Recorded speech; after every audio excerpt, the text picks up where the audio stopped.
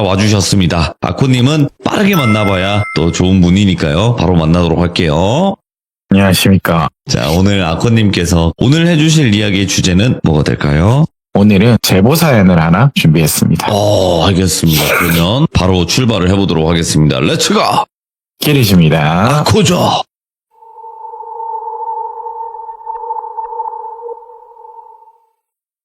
자, 여러분들 오늘 사연은요, 직장 동료의 지인으로부터 제보를 하나 해주셔서 준비를 했거든요.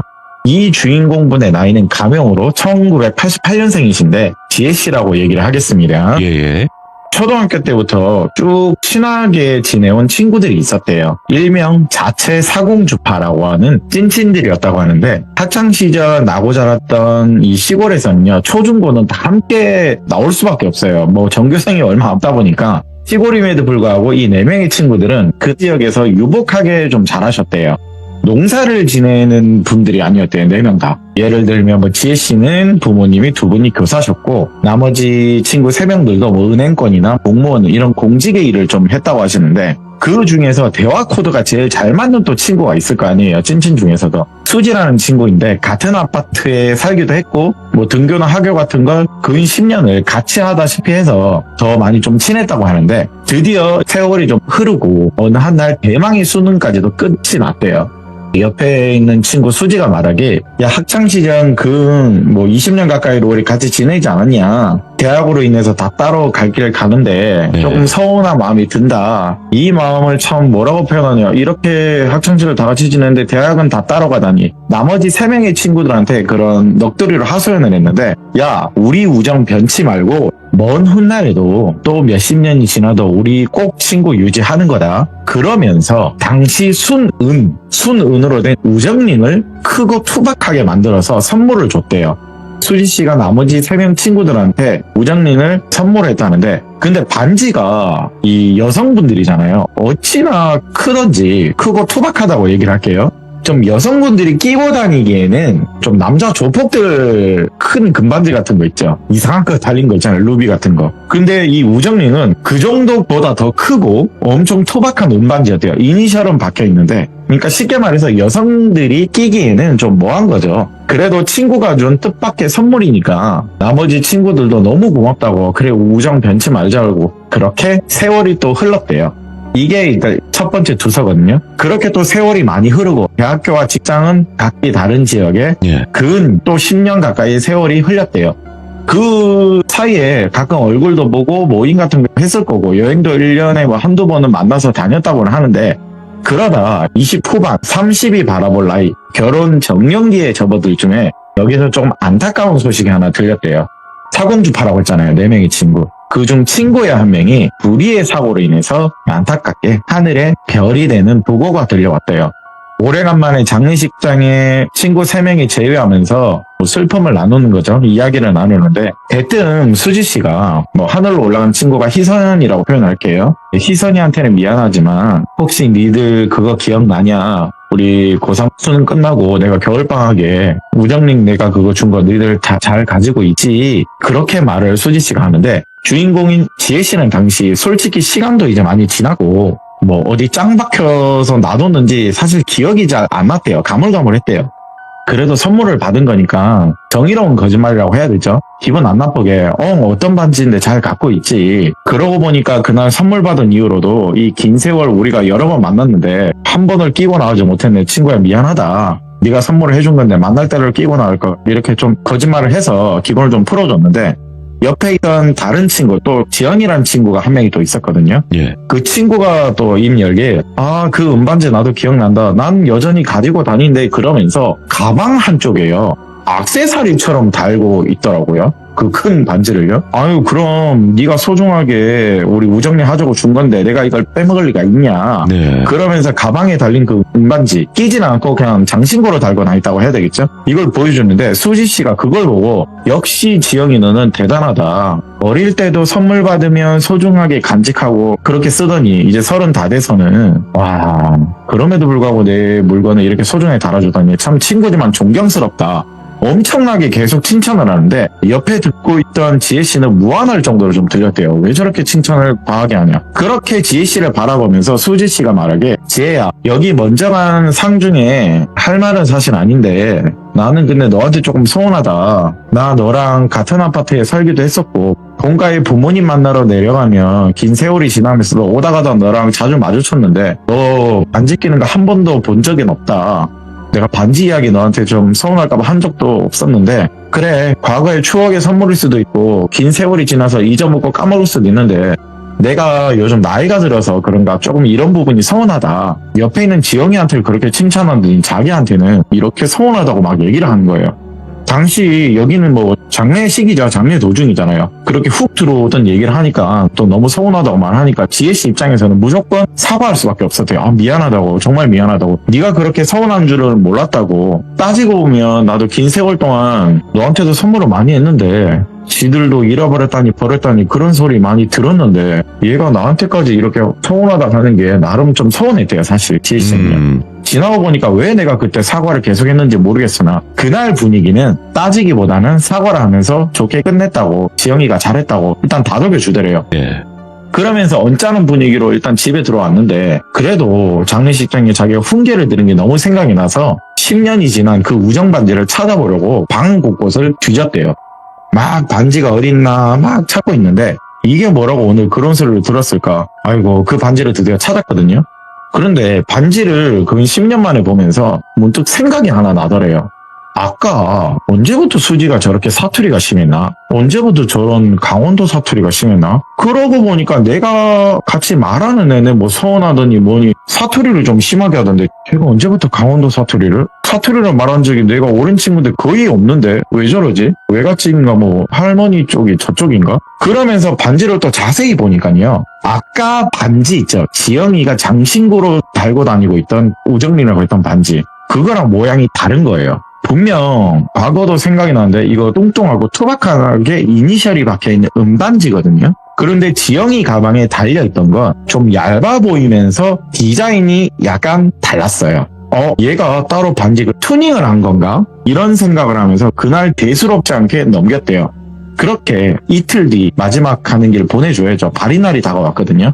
마지막으로서 친구를 떠나보내는 화장터에서 이 세 명이 다시 만나서 눈물을 흘리면서 친구를 배웅하는데 가방 안쪽에 달린 지영씨 반지를 보니까 일단 화장 중이었어요. 기다리고 있거든요. 가방 안쪽에 달린 지영씨 반지를 보더니 역시나 달랐대요. 그래서 지혜씨가 지영아 너 근데 이 반지 우리 고등학교 때 우정링으로 받은 반지 맞냐고 수지씨가 없는 틈에 그걸 얘기를 했는데 응 맞는데 왜?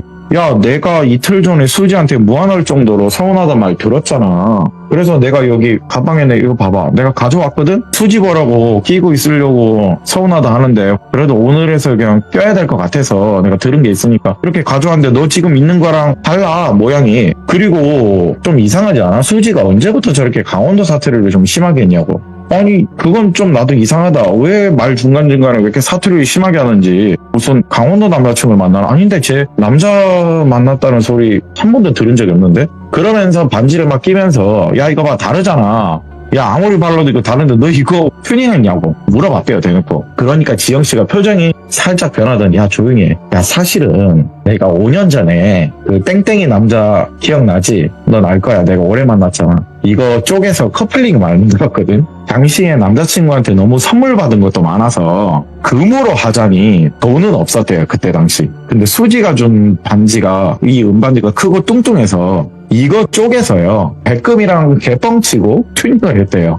남자들은 단순해서 그 미는 경향이 있거든요. 보고 백금이랑 뻥치고 그거를 너무 투박하고 크니까 쪼개서 커플링을 만들었대요. 돈이 없어서. 튜닝 값이 나도 이렇게 많이 들 줄 몰랐는데 아무튼 돈이 더 들어가긴 했다. 헤어지고 나니까 딱히 손에 낄 필요는 없어서 그냥 가방에 달고 다닌대요. 튜닝해서. 수지가 알면 기분 나쁠 것 같으니까 비밀로 해주라고. 그렇게 말하니까 알았다고. 그날은 좀 뭔가 웃기긴 했대요.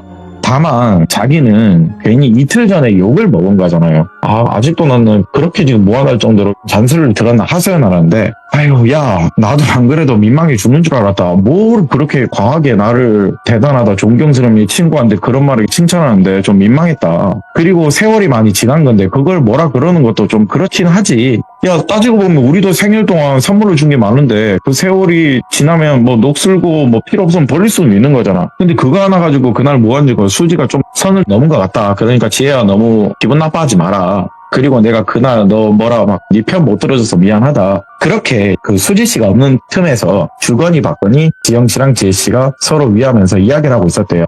이제 곧 화장 시간이 끝이 날 시간이 다가오는데 저 건너 쪽에서요. 갑자기 수지 씨가 급하게 뛰어오면서요. 지혜 씨를 바라보면서 야, 말도 안 돼. 이게 뭐야? 말도 안 돼. 너 이거 말이 돼? 야, 말이 돼? 이런 놀란 표정을 지으면서 지혜 씨를 노려보면서 얘기하는데 대뜸 뛰어와서 수몰떡거리면서 무슨 말이냐고. 그리고 너 왜 이렇게 땀을 흘려? 왜 이렇게 뛰어와? 걱정을 해주는데 야, 됐고, 나 지금 미안한데, 먼저 간다. 미안하다. 친구 마지막 길 봐야 되는데, 못 보고 갈 것 같다. 지금 급하게 다른 일이 좀 생겼다. 그러면서 갑자기 가버리래요. 그 화장터를 떠나버리래요. 그렇게 남은 친구 지영 씨랑 지혜 씨는 마지막 친구의 길을 배워가면서 돌아오는 길에 기분도 좀 그런데 뭐 파전에 막걸리 한잔 할래? 지영아 이러면서 둘만 다리를 잡고 술집에 앉아서 먼저 간 친구의 그리움을 가슴에 묻으면서 눈물 흘리면서 술 먹고 과거 이야기하면서 웃고 울고 시간을 때우고 있었대요. 그러다가 전화 한 통이 걸려왔는데 전화 주인공은 수지였어요. 여보세요? 이러면서 수지야 오늘 급하게 너 먼저 뛰어갔는데 일 잘 해결됐냐? 안부를 물어주니까 대답이 없어요. 야, 전화했으면 말을 해야지. 너 오늘 급하게 한 거 괜찮냐고 또 모르니까 갑자기 여기서는요. 이건 제가 비속어를 그 제보를 들으면서 듣긴 들었는데 좀 순환해서 욕을 할게요. 야, 이 샹샹샹샹 미친. 그러면서 너 혹시 오늘 발인 장소에 내가 좀 반지 들고 왔냐고 전화기 너머로 어찌나 크게 빽 소리를 지르는지 엄청나게 욕을 하더래요. 가게에 있던 지영씨, 지혜씨는 그대로 얼어버렸대요. 스피커폰이었다고 표현을 하자면 평소에 욕도 잘 안 하던 친구가 그렇게 상스럽게 욕을 다다다다다닥 거리는데 야 진정하라고 너 왜 이렇게 갑자기 욕하냐고 야 기분 나쁘다 야 선 넘지 마 그러면서 이제는 뭐 욕하면서 서로 싸우고 있는데 네가 이틀 전에 집에서 혹시 몰라서 오늘 가져왔는데 뭐가 문제되냐고 그리고 지영이도 항상 액세서리를 가지고 다니는데 왜 나한테만 오늘 전화해서 욕하고 지냐고 막 서로 또 쏘아붙였대요. 지혜씨도 하도 욕을 듣다 보니까 이제는 다다다다 본인도 따져 묻는데 자기 말을 무시하면서 되레 또 욕을 하면서 왜 장미식이 그걸 들고 와서 내 일에 초를 치고 있냐고 야 이 미친아 그러면서 이제는 통곡을 하더래요. 갑자기 욕하다가 통곡하고. 근데 여기서 좀 이상한 게 야 근데 너 좀 이상한데 내가 이거 반지 들고 왔다고 너한테 말한 적도 없는데 이거 반지 들고 온 거 지영이밖에 모르는데 너 그거 어떻게 알았어? 그리고 너 갑자기 말투도 왜 이래? 너 안 하던 이상한 사투리는 뭐야? 야 수지 너 어떻게 알았어? 내가 반지 든 거. 이렇게 되레 물어봤대요. 맞잖아요. 반지를 들고 다 말한 적이 없거든요. 그런데 여기서 전화기 너머로 하는 말은 너 때문에 닫고 했다고. 너 때문에 닫고 했어. 그러면서 전화를 뚝 끊어버린대요. 막걸리 마시고 있던 그날의 지혜씨와 지영씨는 이게 도대체 무슨 상황인지 서로 얼굴을 보면서 막걸리 잘 먹다가 뭐야 이러면 서로를 쳐다보며 그날 너무 기분이 더러워서 그냥 각자의 집으로 헤어졌대요. 술맛 떨어진다면서. 기분이 찝찝한 채로 하루가 지나 며칠이 지나도 수지한테는 별말도 사과의 연락도 없었대요. 그래서 시간이 좀 지나서 지영씨한테 전화를 해서 너한테는 연락 온 거 있냐 하니까 아니 나도 기분이 엄청 나쁜데 연락은 없었다고.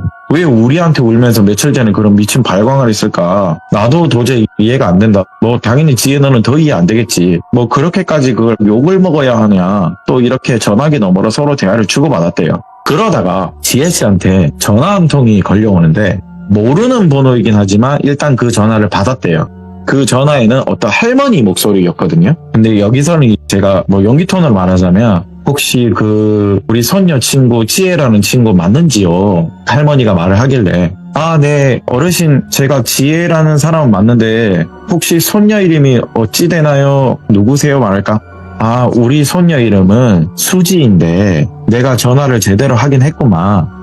수지 할머님이시구나. 어쩐 일이세요? 라고 이렇게 전화를 주셨냐 말을 하니까 얼마 전에 우리 수지랑 뭐 지혜 양이 심하게 싸웠다고 들었는데 맞냐? 내가 좀 긴히 할 말이 있어서 좀 그런데 시간이 되면 만날 수 있는가? 할머니께서 천천히 차분하게 말을 해주시는데 예. 아 그러시냐? 할머님 수지랑 싸운 건 맞는데 애들 상황이니까 저희가 알아서 잘 풀면 되니까 너무 걱정하지 않으셔도 됩니다. 지혜 씨가 정중하게 말씀을 드렸대요.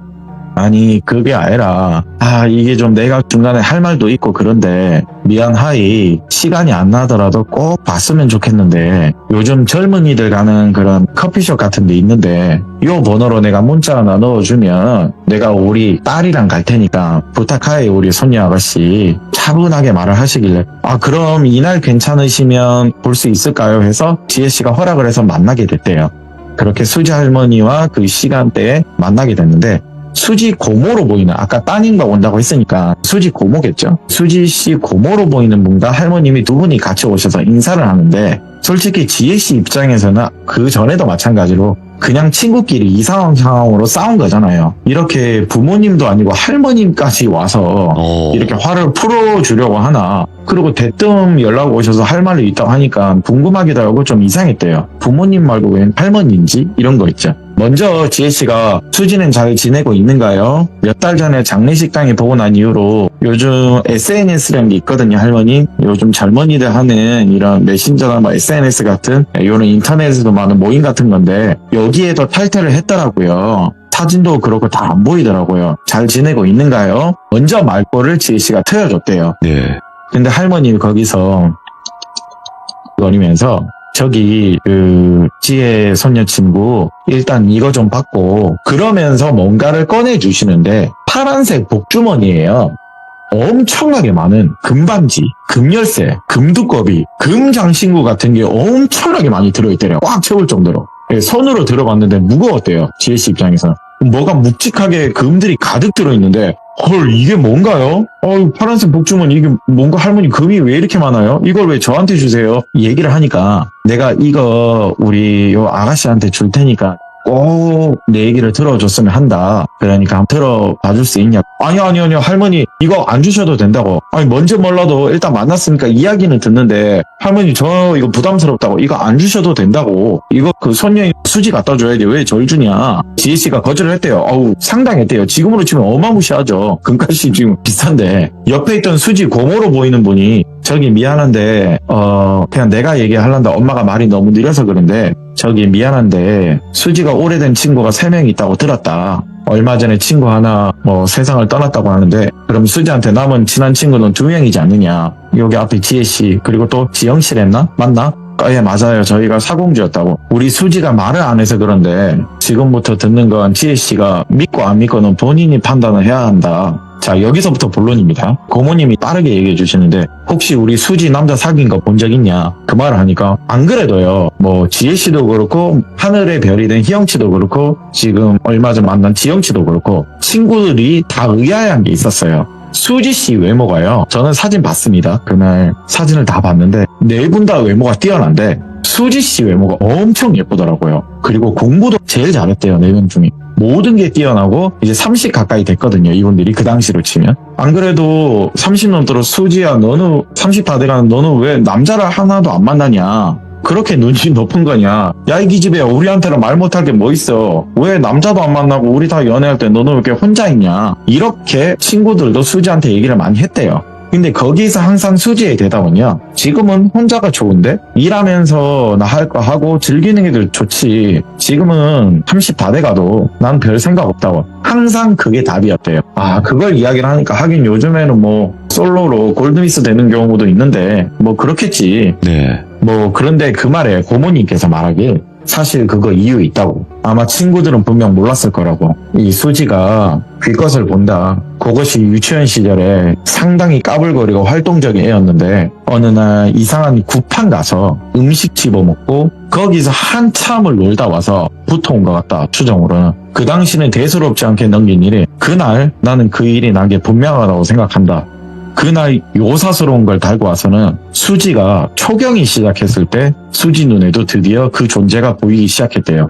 자 일단 굿판에 이 수지씨가 음식 집어먹고 놀던 이유는 그냥 그 어린 마음에 다들 그럴 거예요. 그 당시는. 뭔가 신기한 장면들에 애들은 끌려가는 거 있잖아요. 근데 맛있는 것도 많아요. 제사를 지내다 보니까. 거기서 수지 씨가 분명 놀고 있는 것도 사람들의 증언으로 보긴 봤대요. 그런데 초경이 시작했을 때 시간이 지나고 대수롭지 않게 넘기다 보인다고 하지만은 그냥 꾸미겠거니 헛것을 보겠거니 당연히 이렇게 넘기거든요. 네. 근데 점점 자라면서 수지가 고등학생이 될 때쯤에 드디어 형체로 나타나기 시작했대요. 그 형체로 나타난 그 귀것이요. 수지 머리카락을 만지작거리면서 수지 뒤에 항상 같이 잠을 잤대요.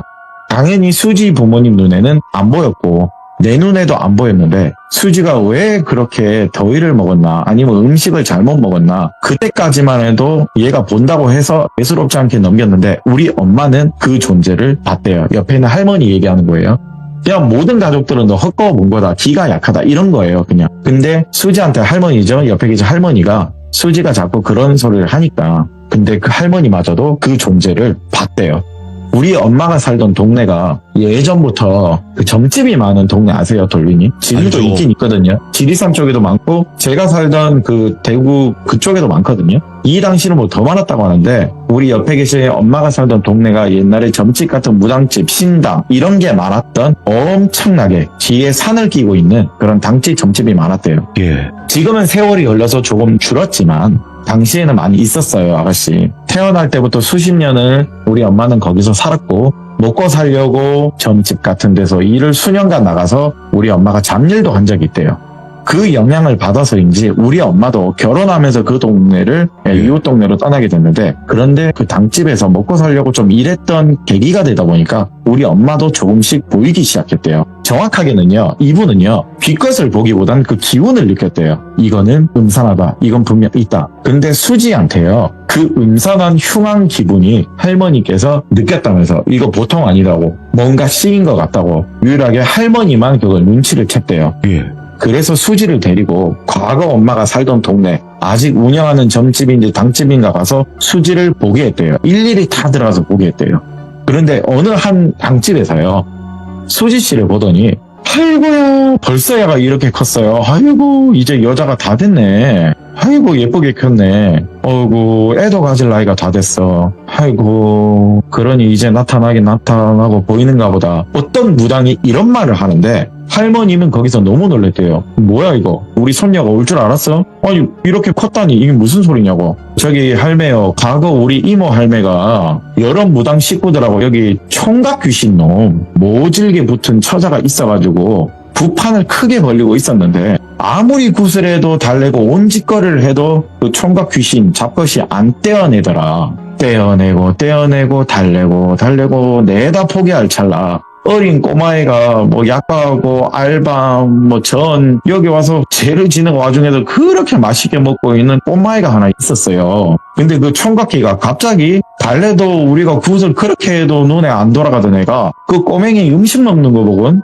바로 반응을 하더라. 그래서 이때다 싶어 글로 보내버렸대요. 정말 미안하고 왜냐 그때 당시 우리 이모 할머니가 참 이런 말하기 뭐한데 돈이 뭔지 그 유혹에 하지 말아야 될 짓을 우리 이모 할머니가 해버렸다고. 돈이 진짜 귀신이고 그때는 돈이 최고다 싶어서 정말 미안하고 그래서 그거를 절로 확 보내버렸는데 아휴 언젠간 여기 올 줄 알았는데 진짜로 나타났네. 돌아가신 우리 이모 할매 대신 사과합니다. 정말 미안합니다. 이렇게 이쁘게 클 줄 알았다. 아이고 그 망할 총각기가 미인을 어찌 알아봤는지 그 어린 꼬마를 보고 질질 흘리면서 자리를 알아보고 절로 갔는데 우리가 미쳤지 저를 보내줘서 진짜 미안하고 아유 근데 진짜 이렇게 진짜였네 미안하고 계속 사죄를 하는 거예요. 이런 식으로. 그러면서 그분이요 어디선가 무슨 나무 상자를 들고 오더니 돈과 금괴 같은 걸 있죠 돌빈이. 그걸 가지고 와서 할머니하고 수지 씨한테 내미는 거예요. 정말 미안하고 이걸로 빚을 좀 갚으면 안 되겠냐고. 방법이 없어. 우리가 이거 혹시 몰라 나타날 것 같아서 이 돈하고 이 금괴로 내가 좀 갚겠어. 시인 거에 대해서는 방법이 없어. 같이 붙어서 살던 그나마 고통을 줄이려면 이 귀껏한테 기대를 심어줘서 나를 좀 더 덜 괴롭혀 주십사 하는 방법뿐이 없대요. 근데 제가 비슷한 얘기를 한 적이 있잖아요, 상이랑요. 네. 총각귀신 떼기 정말 힘들대요. 이 이유는요, 안 들린대요. 뭐 무당이 죄를 하고 뭘 그래도 얘네들은 안 듣는데 이거를 반응을 해야 얘를 퇴치를 하는데 그냥 여자만 보기 때문에 이게 뭘 하는 걸 그냥 안 듣는데요. 이게 너무 큰 문제래요. 반응을 해야지 뭘 죽여버리든 뭐 할 거 아니에요. 근데 그걸 안 듣기 위해서 떼기가 너무 힘들대요. 그런데 이 무당무당 말을 하기에 고통을 줄이려면 이 기껏한테 기대를 심어서 날 좀 덜 괴롭혀줄사 혹은 다시 누군가한테 보내는 방법밖에 없대요. 그 모습이 보이면 여기 은반지 큼지막하게 있으니까 이 반지를 수지 처자 채취를 묻혀서 이 은반지를 받은 겁니다. 은반지를 여러 개 막 주는데 이 크게 예. 투박한 거 지금 우정링으로 끼고 있는 이 반지를 수지 처자 채취를 묻히고 나서 만약에 이 삼태 귀신, 이 총각 귀신 귀것이 관심이 보이는 처자들이 보이면 이 반지 나눠주기만 하면 된대요. 이 반지를 나눠주면 받은 이들한테 이런 이유는 절대 말하면 안 된대요. 그럼 들을 거 아니에요, 이게. 너네들만 알고 만약 이 총각귀가 다른 여자들한테 반응이 오면 이걸 반드시 선물을 해라. 이런 투박한 반지 여성들이 장기간 끼고 있을 이유 없다. 요즘 젊은 친구들은 이쁜 거 좋아하지 이런 무지막지하게 투박한 은반지 끼겠냐고.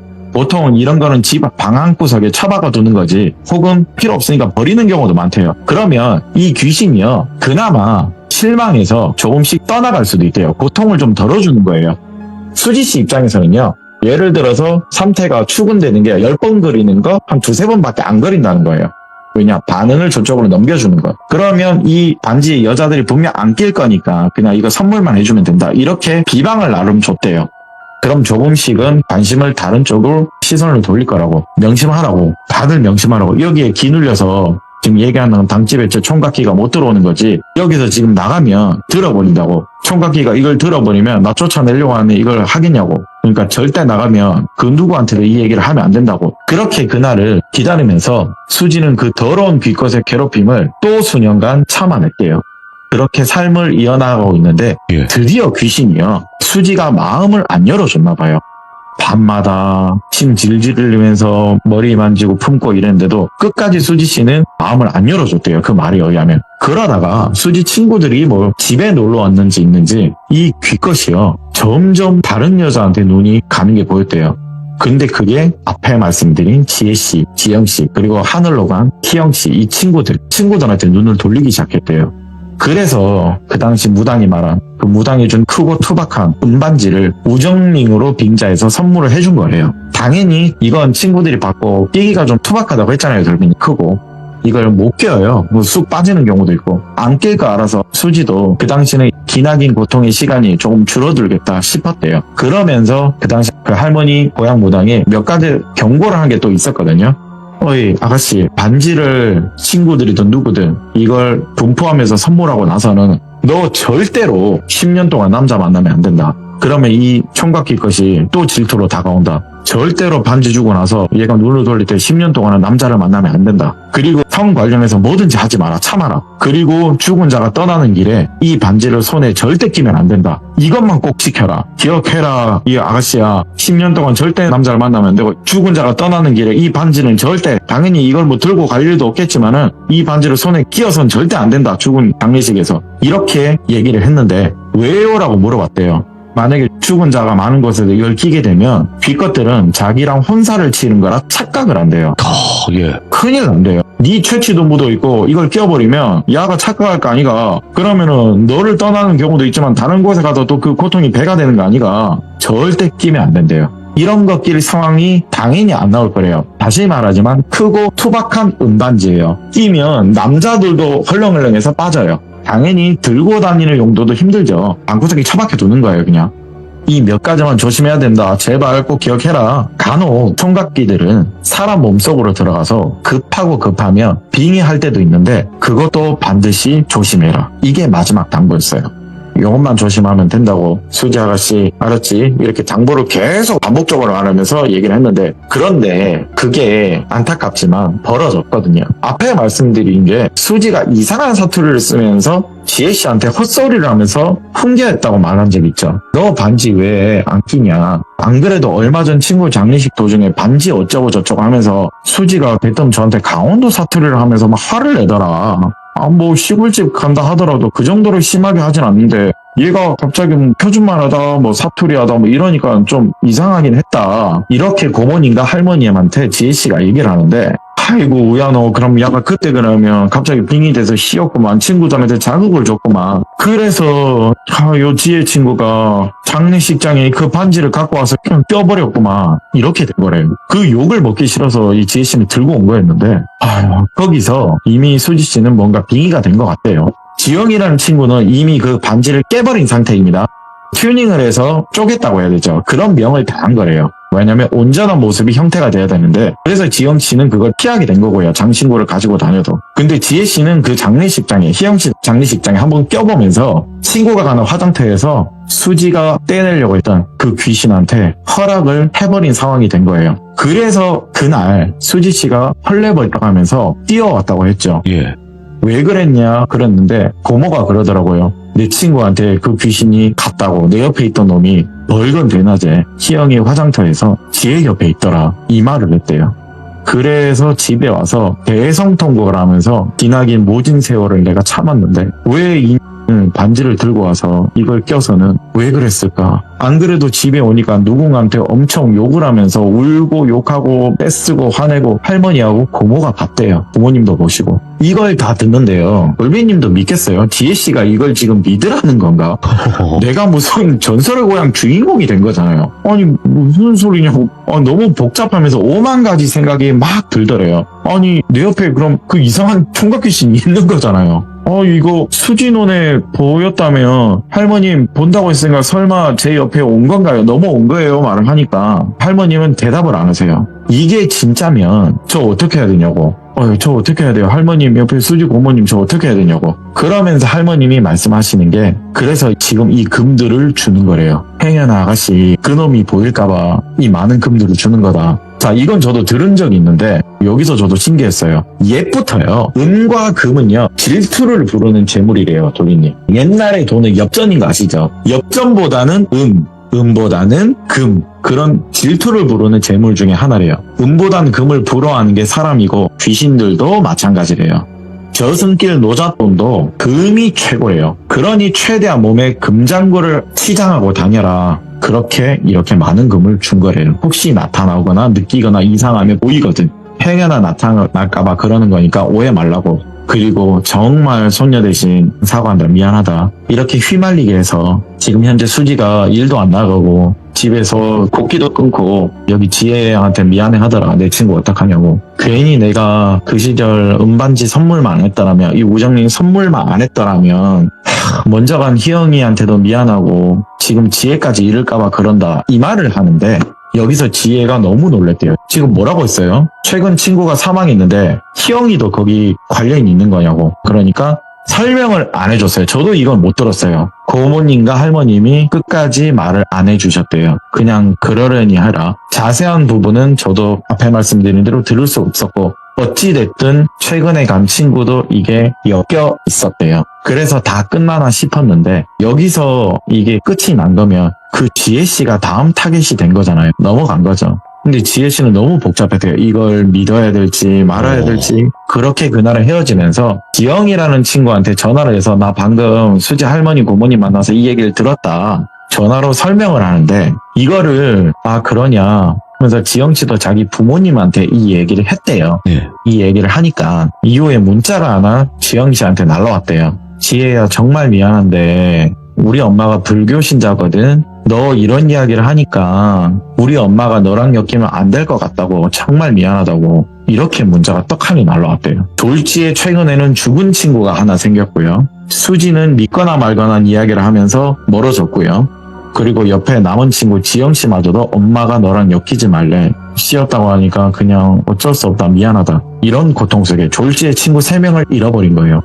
도대체 내가 무슨 죄를 지었길래 이러나 이제는 머리에 엄청난 스트레스와 고통이었대요. 그리고 이 이야기를 지혜씨 부모님한테도 했대요. 엄마 나 사실 이런 지금 얘기 듣고 왔다. 그러니까 이 금은 뭐냐 물어볼 거 아니에요. 부모님은 또 마찬가지로 뚱딴지 같은 소리 하지 말라고.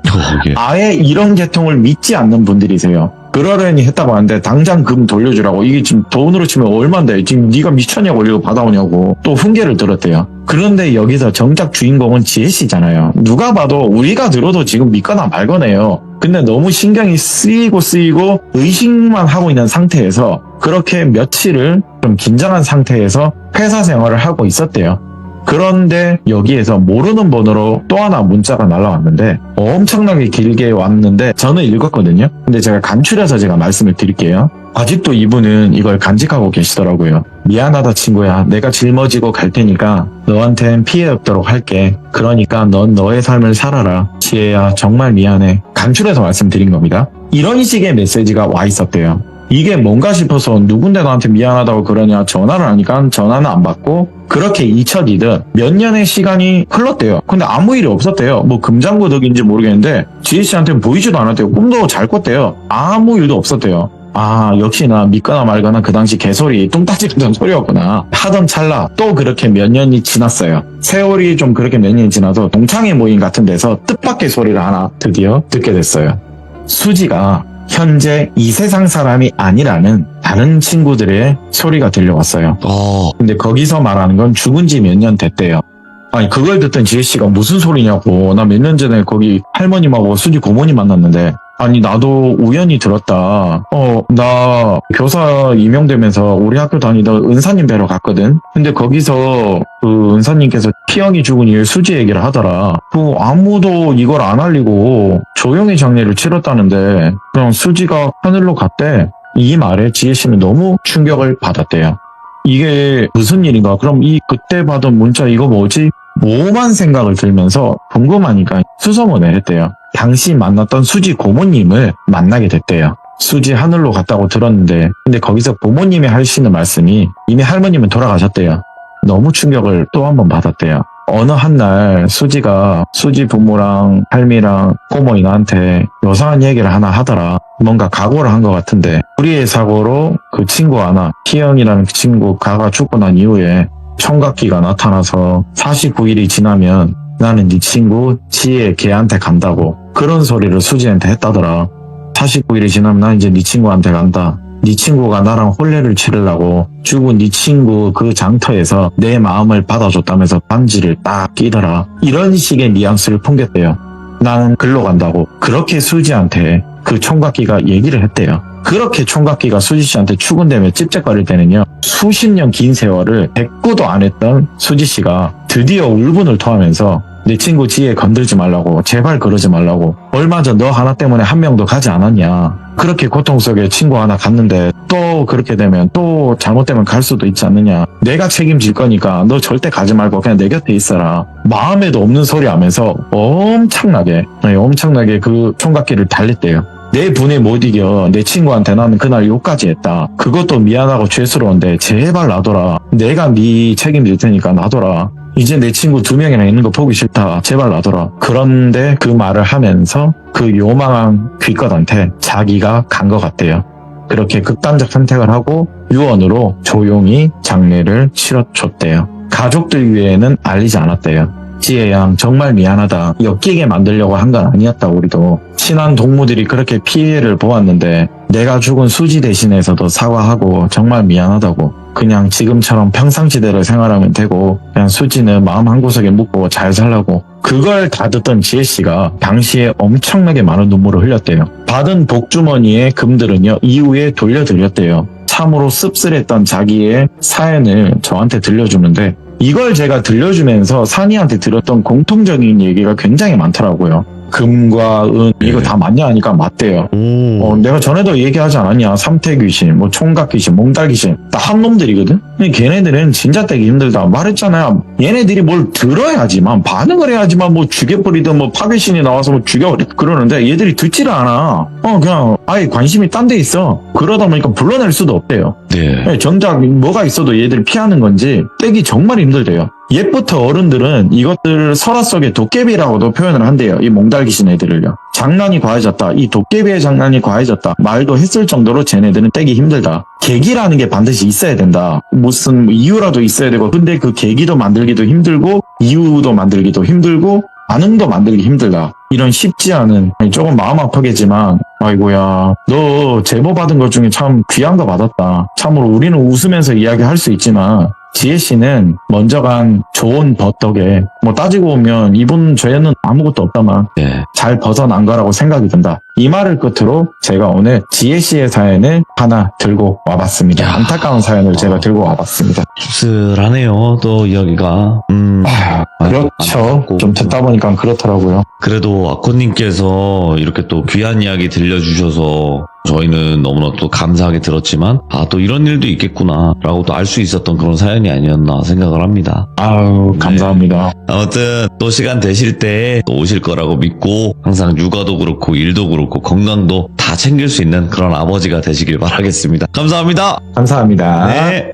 자, 아코님의 이야기도 또 많은 생각이 들게 만드는 이야기였죠. 오늘 처음 들으신 분들도 계시겠지만 아코님의 이야기를 계속 꾸준히 들어오신 분들도 계실 거예요. 하지만 처음 듣는 분들은 돌비 아코라고 검색하시면 이야기들이 정말 많거든요. 그러니까 꼭 한 번씩 들어보시길 바라겠습니다. 감사합니다.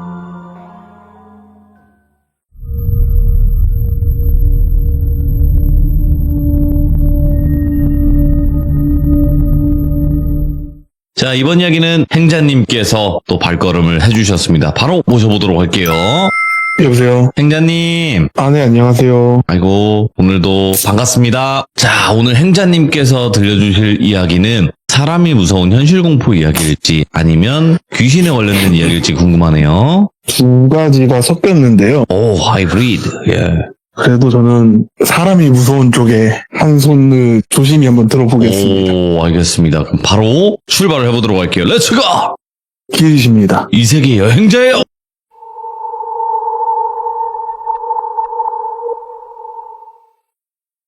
세상에 참 고수들 단기 알바가 많은데 그중에는 범죄로 이어진 경우도 참 많아요, 사실. 근데 제가 이 얘기를 들은 게 있었어요, 사실 저번 주 사막이 전날에.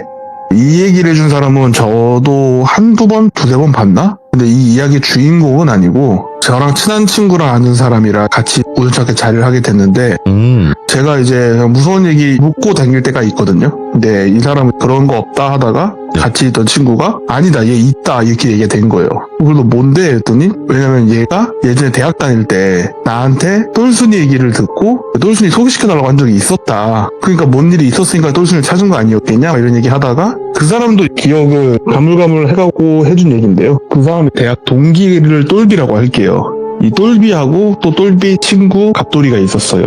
또 다른 친구가 있었는데 셋이서 원래 여름방학에 여행을 가기로 했었대요. 근데 똘비하고 갑돌이가 이제 열심히 알바를 해서 돈을 모았어야 됐는데 역시 내일 없이 사는 대학생답게 그냥 맨날 술만 마신 거예요. 돈은 안 모으고. 그러니까 여름에 여행을 못 가고 다른 친구한테 욕을 엄청나게 먹었대요. 그래서 겨울에는 무조건 돈을 모으겠다.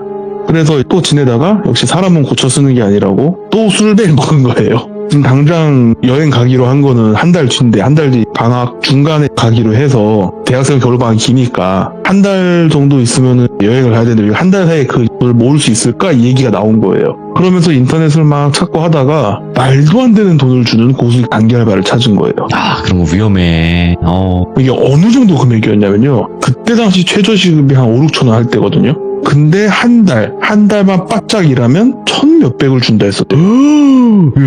말도 안 되는 돈을 주는 거죠. 근데 이 둘은 그때 맨 처음에 뭔 생각을 했냐면 그냥 건설 현장 노가다? 그런 걸 쉬지 않고 매일 하는 건가? 뭐 그런 그냥 막연한 꿈을 꾼 거예요. 왜냐면은 이 두 사람은 사회생활을 사실 본격적으로 해본 적이 별로 없어요. 그냥 평범하게 살다가 평범하게 대학 가서 그냥 술 먹고 노는 애예요. 그러니까 이 돈이 얼마나 큰 체감이 안 되는 거예요, 사실. 그래서 야 이거 하면은 우리가 오히려 걔한테 뭐라 하고 해외여행 갈 수도 있겠다 막 이런 얘기 막 왔다 갔다 했대요. 그래서 가자. 갔대요. 갔더니 웬 무당집이더래요.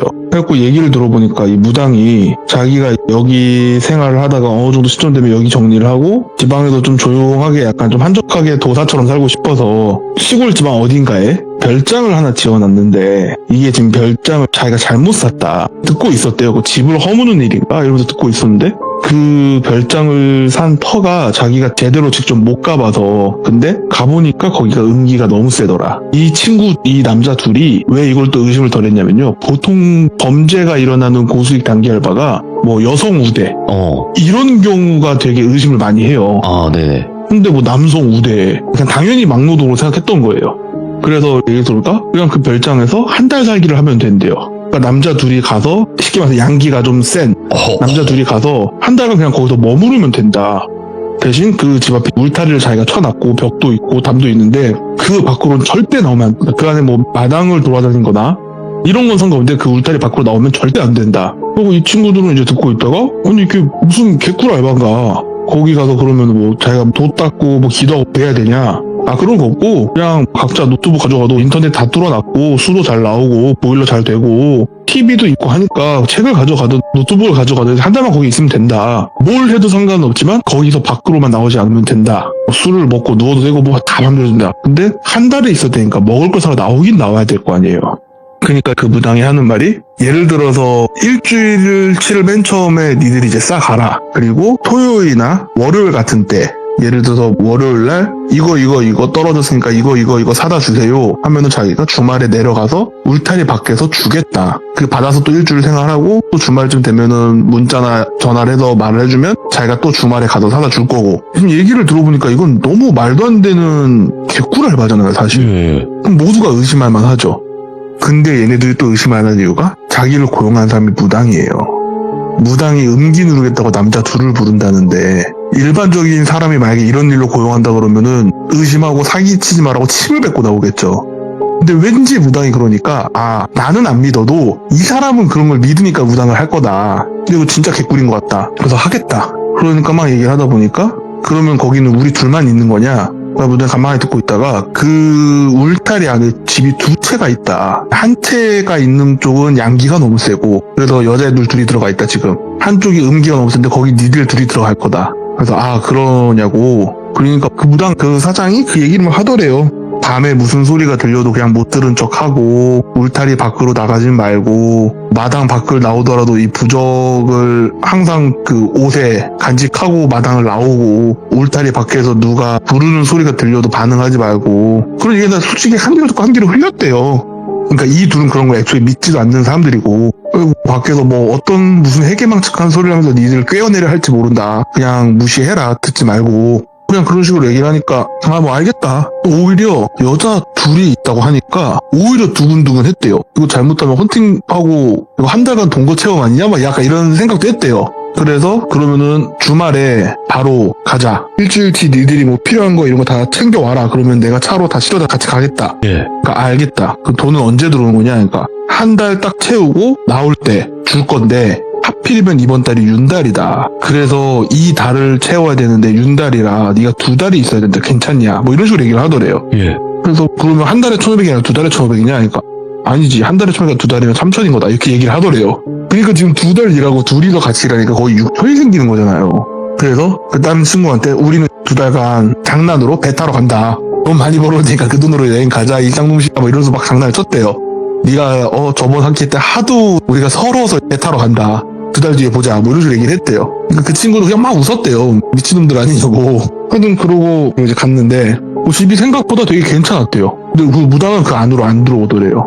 그래서 그냥 들어가면은 왼쪽이 너네 집이고 오른쪽이 여자 둘이 있는데 될 수 있으면 마주칠 일이 많이 없겠지만 그냥 이 울타리 밖으로만 나오지 마라. 뭐 이렇게 얘기하고 식량 있는 그 상자랑 이거 다 옮기고 컴퓨터랑 플스나 이런 거 챙겨서 다 갖고 들어갔대요. 근데 이 친구가 갑자기 딱 들어가기 전에 들어가면 나오면 안 된다고 하니까 나오는 순간 위약금이 2배라 했거든요. 그러니까 그 친구들은 아 이거 중간에 도망간 애들 잡아가지고 위약금으로 돈 뜯나? 이 생각도 했대요.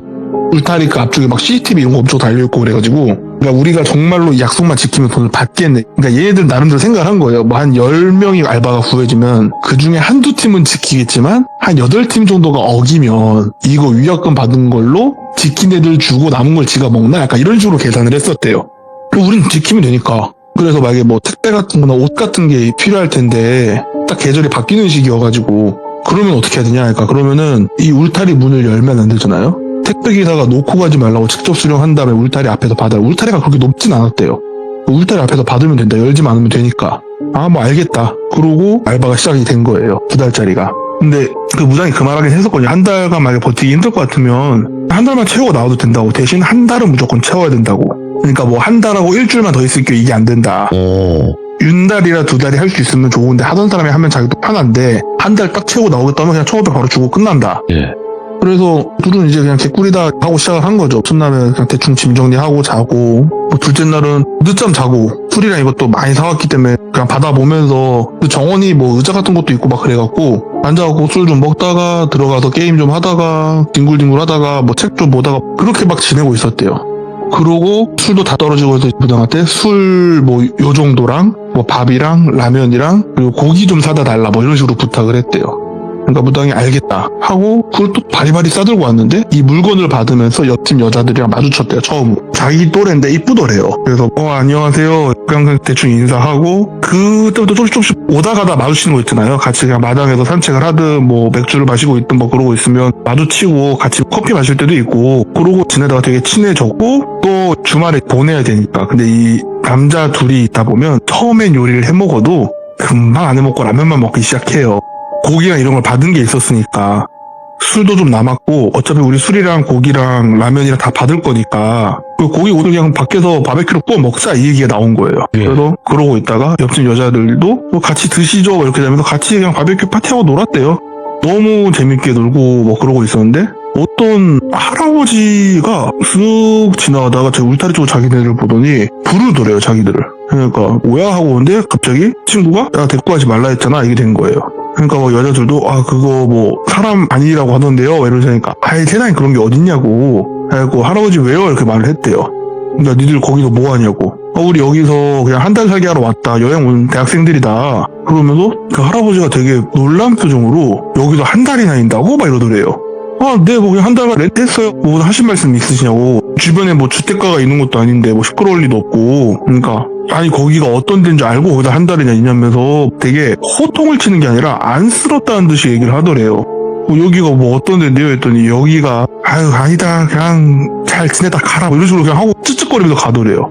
사람이 되게 찜찜하잖아요. 근데 또 그, 이쁜 여자 두 분이 같이 또 술 먹고 고기 먹고 막 놀고 하다 보니까 금방 잊었대요. 그렇게 또 지나서 한 3주차쯤 됐을 때 친구가 다음 주만 한 달 채우는데 나갈 거냐 더 있을 거냐 이러다가 진짜 고민이다 막 이런 얘기하고 있다가 어떻게 한 달이 딱 채워졌대요. 근데 그때 이미 여자분들이랑도 친해져서 여자분들한테 물어봤대요. 혹시 한 달 더 있으실 거냐고. 내일 모레면 끝나는데 바로 나가시는 거예요? 했더니 자기들은 한 달 더 있을 거라고 한 달 더 있어도 된다 했다고. 그러니까 얘도 사실 그 여자분 중에 한 분과 약간 썸씽이 있었던 거죠. 그럼 나도 한 달 더 있어야겠다 이렇게 됐대요.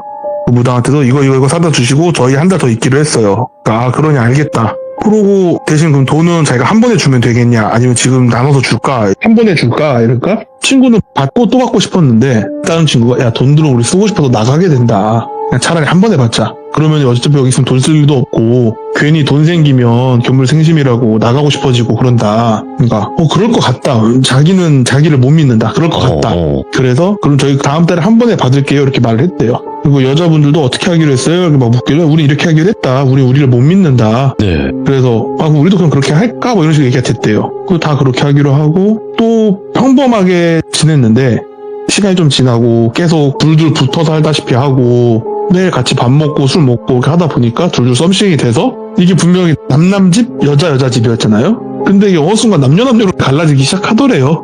그렇게 정말 그냥 잘 지냈대요. 잘 지내다가 어느 무당이 또 짐을 갖다 주러 왔는데 남녀로 나오니까 무당이 막 화를 내더래요. 니들이 섞여 있으면 이게 지금 무슨 의미가 있냐고. 니들이 뭘 하고 길바닥에서 뭘 하든 상관은 없다만 그 집 안에서는 남녀 있지 말라고. 예. 막 화를 내니까 뭐 좀 짜증이 나긴 했는데 어쨌든 사실 별거 아니잖아요. 되게 편하잖아요. 되게 편한 삶을 살면서 큰 돈 주니까 뭐 이 정도는 그냥 그래 오케이 알겠다고. 또 한편으로는 이 사람이 물건 가지러 오는 날만 내가 조심하면 되겠다 라는 생각도 했대요. 그러고 무당이 왔을 때 또 한 말이 이제 한 2, 3주 있으면 끝일 건데 하면서 아마 끝나기 며칠 전에 어떤 사람들이 올 거라고. 그러니까 그 사람들 따라서 가면 된다고. 그러니까 어딜 가냐고 우린 끝나면 집을 가야지 했더니 니들은 어떨지 모르겠지만 어쨌든 여기서 이런 거 저런 거 다 묻고 나면 그 사람들 따라가서 털어내야 된다고. 다 털어내고 니들이 안전할 수 있게 다 털어내다 싶으면 그때 돈도 다 주는 거라고. 내가 니들한테 돈 주려고 고용했지 니들 장례식 구조내려고 고용한 게 아니지 않냐. 그러니까 알겠다. 참 무당이라고 그러면 이상한 거 되게 많이 믿는다 뭐 이런 생각을 했대요. 그러고 있다가 그때부터 뭔가 좀 마을 사람들이 한 번씩 지나가면서 되게 이상하게 자기들을 쳐다보는 게 좀 느껴졌대요. 오래 있다 보니까 처음에는 처음 본 여자들도 있고 되게 편하기도 하고 바닷가도 이쁘고 한데 그것도 하루 이틀이지 이제 한 달 좀 네. 넘게 있으니까 저 앞에 보이는 바닷가도 지겹고 이 생활 패턴도 좀 지겹고 그리고 처음에 그 설렜던 여자도 매일 보는 거잖아요. 그러니까 밖에서 사랑에 빠져서 연애를 해도 매일 보면 좀 그렇잖아요. 근데 사랑에 빠져서 만난 것도 아니고 환경 때문에 만나는 분위기가 된 건데 매일 보니까 조금 슬슬 그게 올라오는 거죠. 네. 뭔가 새로운 자극을 도파민을 찾기 시작하는 거죠. 그러니까 좀 나가고 싶어지더래요. 나가면은 돈이 더블로 나오니까 그건 감당도 안 되고 그래서 그냥 이 지루함을 어떻게 3주만 더 참으면 된다 3주만 더 참으면 된다 이러고 있는데 이 지루해질 때쯤 보이더래요. 마을 사람들이 이 집 앞을 지나갈 때마다 뭔가 되게 멀찌감이 가고 이 집 근처에 안 오는 느낌이더래요. 그러다가 사람이 또 매일 밥이랑 고기랑 술만 먹을 수도 없고 뭐 시켜 먹고 할 수도 있는데 그때 울타리 앞에서 받으면 된다 했으니까 짜장면이라도 시켜 먹자 얘기 나와서 짜장면이랑 중국 요리랑 이것저것 좀 시켜 먹자 해서 했는데 막 많이 시키니까 시골에서 그 사람도 얼마나 신나요? 열심히 해갖고 갖다 드릴게요 주소 말씀하세요 했더니 여기 어디 뭐 편지예요 했더니 그 사람이 알겠다고 하고 끊었다가 네. 한 5분 있다 전화가 오더래요. 혹시 거기 그 바닷가 옆에 보이는 그 단지냐고 집 두 채 있는 거기냐고 네 거기에요. 그러니까 죄송한데 저희가 배달 권한 받기라고 다른 중국집 찾으셔야 된다고. 왜냐면 여기가 동네 장사라 다른 중국집이랑 그 배달 그것 때문에 싸운다면 피곤해진다고 죄송하다고. 알겠습니다 하고 끊었대요. 다른 중국집을 또 찾아서 전화했더니 거기도 배달이 안 된다고 그러고 그래서 뭐야 여기 중국집 되게 이상하다 하고 또 다른 치킨집이나 피자 같은 거 있나 찾아보자 하고 찾아봤는데 다 배달을 안 했다는 거예요. 좀 짜증이 나지만 어쩌겠어요. 어쨌든 자기네 집엔 고기도 있고 하니까 그냥 뭐 고기 구워 먹고 또 찌개 끓여 먹고 밥이랑 같이 또 술도 먹고 그냥 그러고 있었대요. 그러니까 뭔가 사람들이 이 집 근처로는 안 오고 좀 멀찌감이 떨어져서 약간 좀 큰 소리로 얘기를 하는 거였대요. 자기들한테 뭔가 얘기할 때 배달 온 사람도 멀찌감이 떨어져서 여기까지 나와서 받으셔야 된다고 우리가 여기서 나가면 안 된다고 요 앞까지만 와주시면 우리가 받는데 왜 그러시냐 그러니까 안 된다고 좀 짜증이 나잖아요. 그러니까 그 생각도 했대요. 무당이랑 이 마을 사람들이 다 짜가지고 일부러 문 밖으로 나오게 하려고 하나? 되게 짜증이 나고 막 그러고 있고 근데 이게 이걸 좀 느낄 때쯤부터 이 집이 되게 이상하다고 느껴지기 시작했대요. 뭔가 자고 있으면 그 집이 분명히 자기 둘밖에 없는데 뭐가 뛰어다니는 소리가 난다거나 밖에서 완전 새벽인데 남자도 여자도 아닌 목소리로 자기네를 부르는 소리가 들린다든가 어느 날은 뭐 자기가 화장실에서 볼일을 보고 손을 씻잖아요. 보통 근데 손 씻는 다음에 거울이 있잖아요. 손을 씻고 있는데 갑자기 옆에서 다가 하고 소리를 지른대요. 그리고 깜짝 놀라서 보니까 없고 뭐야 하고 창문에 물기를 닦아냈더니 자기 옆에 누가 서 있더래요. 그러니까 이런 일들이 벌어지기 시작하니까 되게 여기 있기가 무서운 거예요. 그래서 친구한테 말했더니 친구도 맨 처음에 뭔 개소리냐 이러다가 그 친구도 그런 비슷한 일을 겪기 시작하니까 뭔가 되게 무서웠대요. 그러니까 무당이 말한 이 음기가 강하다는 게 이런 느낌인가? 우리 얼마나 남았지? 이런 걸 하고 있었대요. 그래갖고 자기들은 못 느꼈는데 서로 얼굴을 보면 얘가 지금 상태가 안 좋구나를 알게 되잖아요. 그러다가 오랜만에 나와서 햇볕이라도 좀 쐬자 해서 앉아서 캔맥주를 마시고 있는데 옆집에서 여자애들 둘이 나오는데 얘네가 상태가 너무 안 좋더래요. 그래서 뭔 일이냐고 니들 왜 그러냐고 그랬더니 얘네들 얘기 들어보니까 뭐 얘네들은 집에서 남자 귀신이 나온다. 근데 이제 남자 귀신이 자기들 깜짝 놀라게 하거나 막 이런 건 아니고 시켜도 귀접을 하게 된 뭐 그런 내용이었대요. 하루도 빠짐없이 매일 밤이었대요. 그러니까 며칠간 잠을 못 잤다 이거예요. 그러니까 자기네들 지금 너무 힘들고 죽을 것 같다 뭐 이런 얘기하고 나갈까 하는데 지금 나가면 얘가 우리한테 주기로 한 게 3천만 원이니까 따블이면 6천만 원 아니냐. 그리고 니 둘 다 나가면 1억 2천인데 어떻게 갚을 거냐. 이제 열흘 정도밖에 안 남았다. 버텨야 된다. 그리고 무당 몰래 우리가 같이 섞어서 잘 때는 그런 일이 없었으니까 무당 몰래 그냥 그렇게 할까? 뭐 이런 얘기도 나오고 그래서 계속 온갖 방법을 써봤는데 그런 일이 계속 터졌대요. 되게 신기한 게 처음에 집에서 되게 깔끔하다고 느꼈는데 점점 집에서 뭔가 썩은 내가 나더래요. 근데 이 썩은 내가 그냥 풀 썩은 내가 아니라 고기 같은 거 썩은 내 있죠. 그런 느낌의 냄새인데 너무 심하고 뭔가 음식물 쓰레기 나올 게 없는데 자꾸 뭔가 막 파리 같은 거 날라다니고 뭔가 집 부석 어딘가에 음식물 쓰레기 같은 게 있나 싶을 정도로 뭐 자기가 밖에 나와서 바다 바라보면서 의자에 앉아있으면 이상하게 자기 주변에 막 파리 같은 게 막 꼬이고 그리고 되게 그 마지막 한 3주 정도가 진짜 힘들었대요. 근데 너무 나가고 싶은데 이 말도 안 되는 큰 돈을 감당할 자신이 없으니까 나갈 수가 없는 거예요. 그래서 진짜 며칠 안 남았다 하면서 이게 익숙해지지가 않더래요. 매일 이런 깜짝 놀라는 일이 생기면 좀 익숙해질만 하겠지라는 생각도 했는데 익숙해지지가 않더래요. 더군다나 뭐 여자애들은 진짜 막 울면서 나오기도 하고 밖에 나와서 같이 술이라도 한잔 할까 하면은 정말 막 술잔 따르다가 막 졸고 그러고 있다가 한 3일쯤 남았을 땐가 어떤 할머니랑 할아버지가 씩씩거리면서 집 앞으로 오더래요. 그러니까 누구세요? 이랬는데 니들 빨리 나오라고. 그러니까 아직 저희 며칠 더 있어야 된다고. 그러니까 막 그 할아버지랑 할머니가 그때 막 화를 내더래요. 니들 거기서 단체로 죽을 거냐 빨리 튀어 나오라고.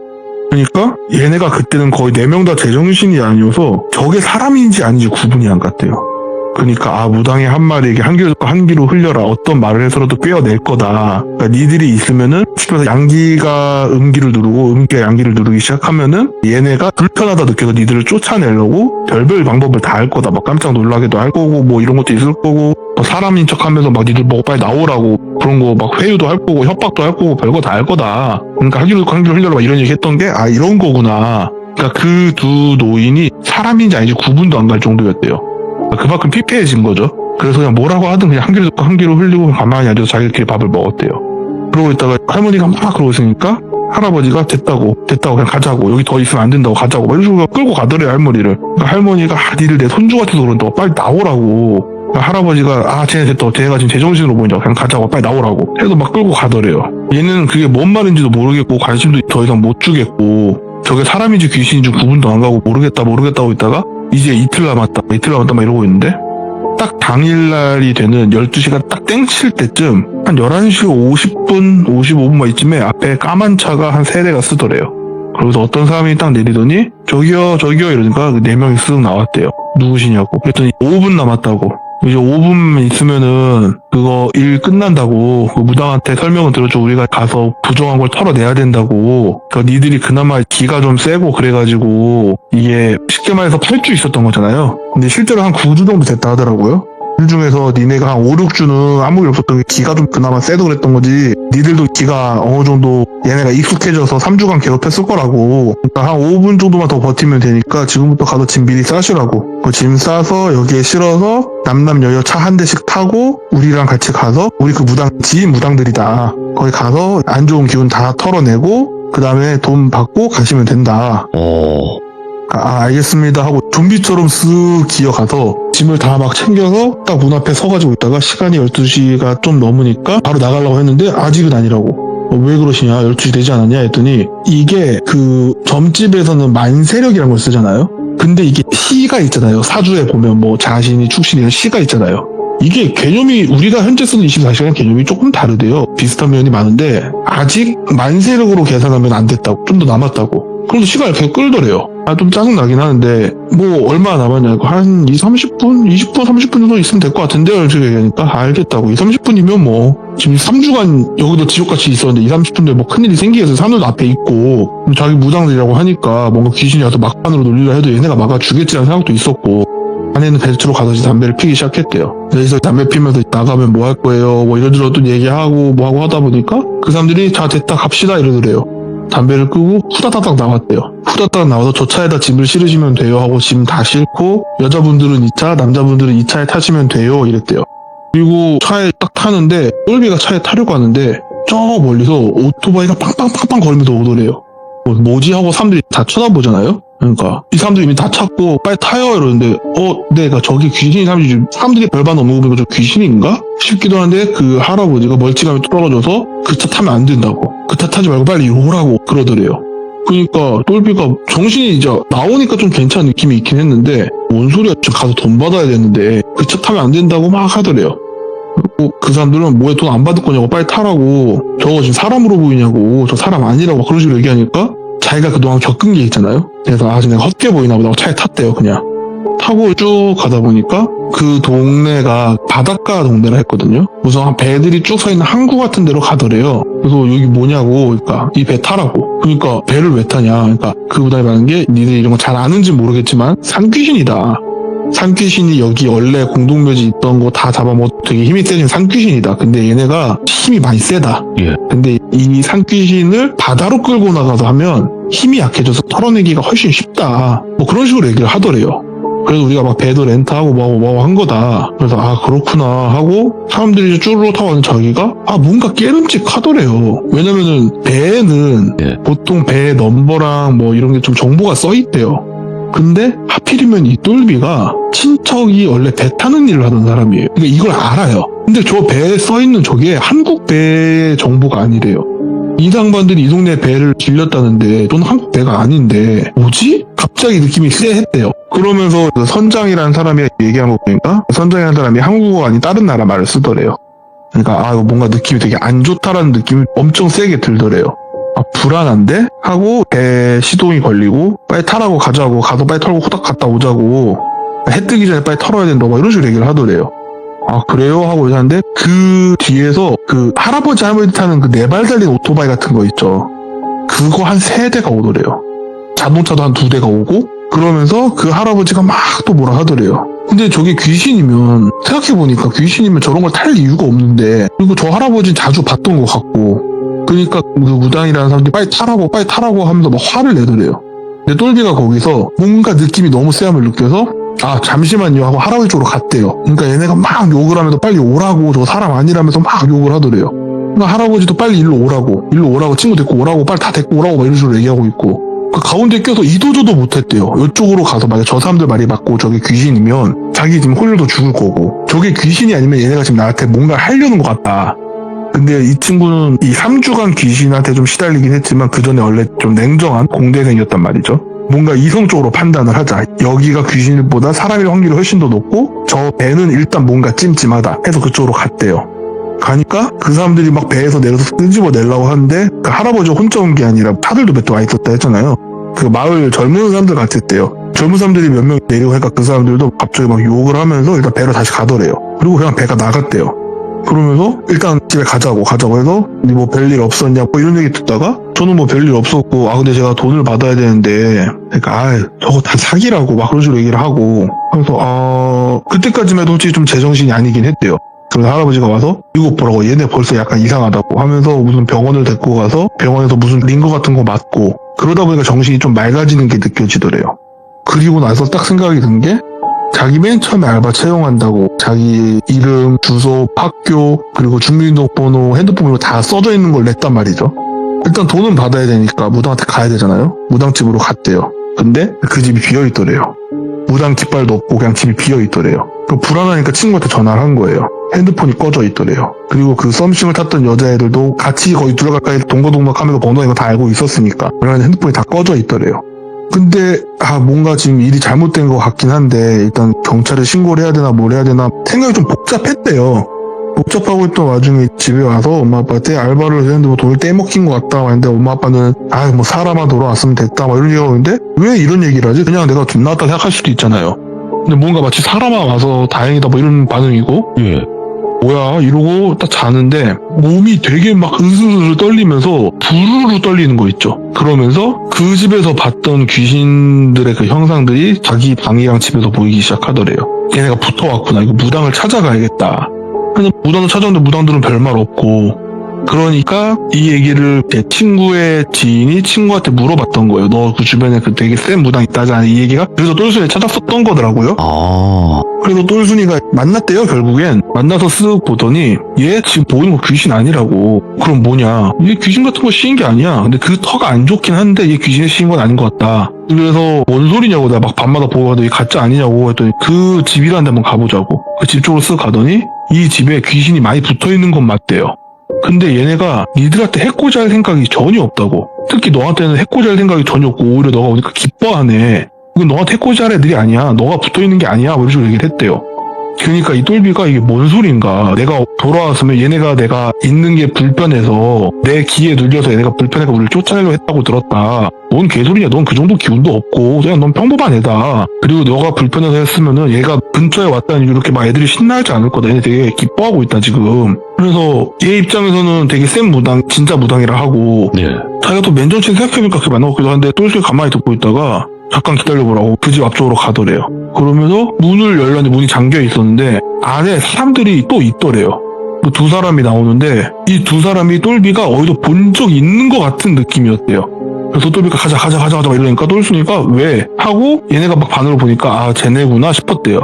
근데 똘순이도 뭐 귀신을 상대하는 거지 막 시켜서 범죄 조직이면 자기가 위험한 거잖아요. 그리고 호다다닥 도망갔대요. 같이 도망가서 밤에 똘씨가 나 물어볼 게 있었는데 저 그때 못 물어봤다고. 나 잠깐 다시 가봐야겠다고. 밤에 다시 갔대요. 밤에 다시 갔더니 거기 불 다 꺼져 있고 똘순이 눈에는 거기에 수많은 귀신들이 마당에 나와 있었대요. 그래서 가고 그 귀신들 중 하나 보고 시켜서 오라고 했겠죠. 와보라고. 그럼 가서 뭔가 대화를 좀 하는 느낌이 나더래요. 그냥 허공에다 대고. 이 둘은 그게 되게 신기한 거예요. 그러면서 얘기를 듣고 못 오래요. 그리고 와서 너 어느 병원으로 갔냐. 그래서 그 병원으로 가서 기록을 보니까 이 똘비가 약에 중독됐던 거예요. 약에 중독됐고 한동안 집에서 귀신 보고 헛것벌고 했던 게 약에 중독됐던 애가 이 중독이 끊기는 과정에서 엄청 반동이 세게 온대요. 그 과정이었던 거예요. 그러니까 똘비가 수사 의뢰를 하고 다 하고 했는데 마을 사람들은 정말 자기를 도와줬던 사람들이잖아요. 근데도 아무도 우리 마을은 그런 일 없다. 뭔 소리냐, 우리 마을은 그런 말 없고 저 집 주인은 따로 있다. 나오라고 한 거는 우리가 저 집 주인을 아는데 집주인 아닌 애들이 저기 있으니까 무단 침입한 건가 싶어서 나오라 한 거라고 막 이런 식으로 얘기를 하더라는 거예요. 또 똘비는 막 억울해가지고 그러고 있는데 친구들은 다 끝까지 연락이 안 됐고요. 어느 날 갑자기 문자가 하나 왔대요. 자기 핸드폰으로. 더 이상 관여하지 말라고. 그리고 돈이 1,000만 원이 입금이 됐대요. 입금자 이름이 있잖아요. 자기는 원래 3,000만 원을 받아야 돼. 지금 1,000만 원 있다 입금이 됐고 입금자 이름이 영어로 써 있는데 다른 데로 읽으면 우리나라 사람은 아니에요. 그러니까 얘가 뭔가 아차 싶은 거예요. 얘네가 만약에 범죄 조직이면 얘는 지금 내 신상 집 주소 다 알고 있잖아요.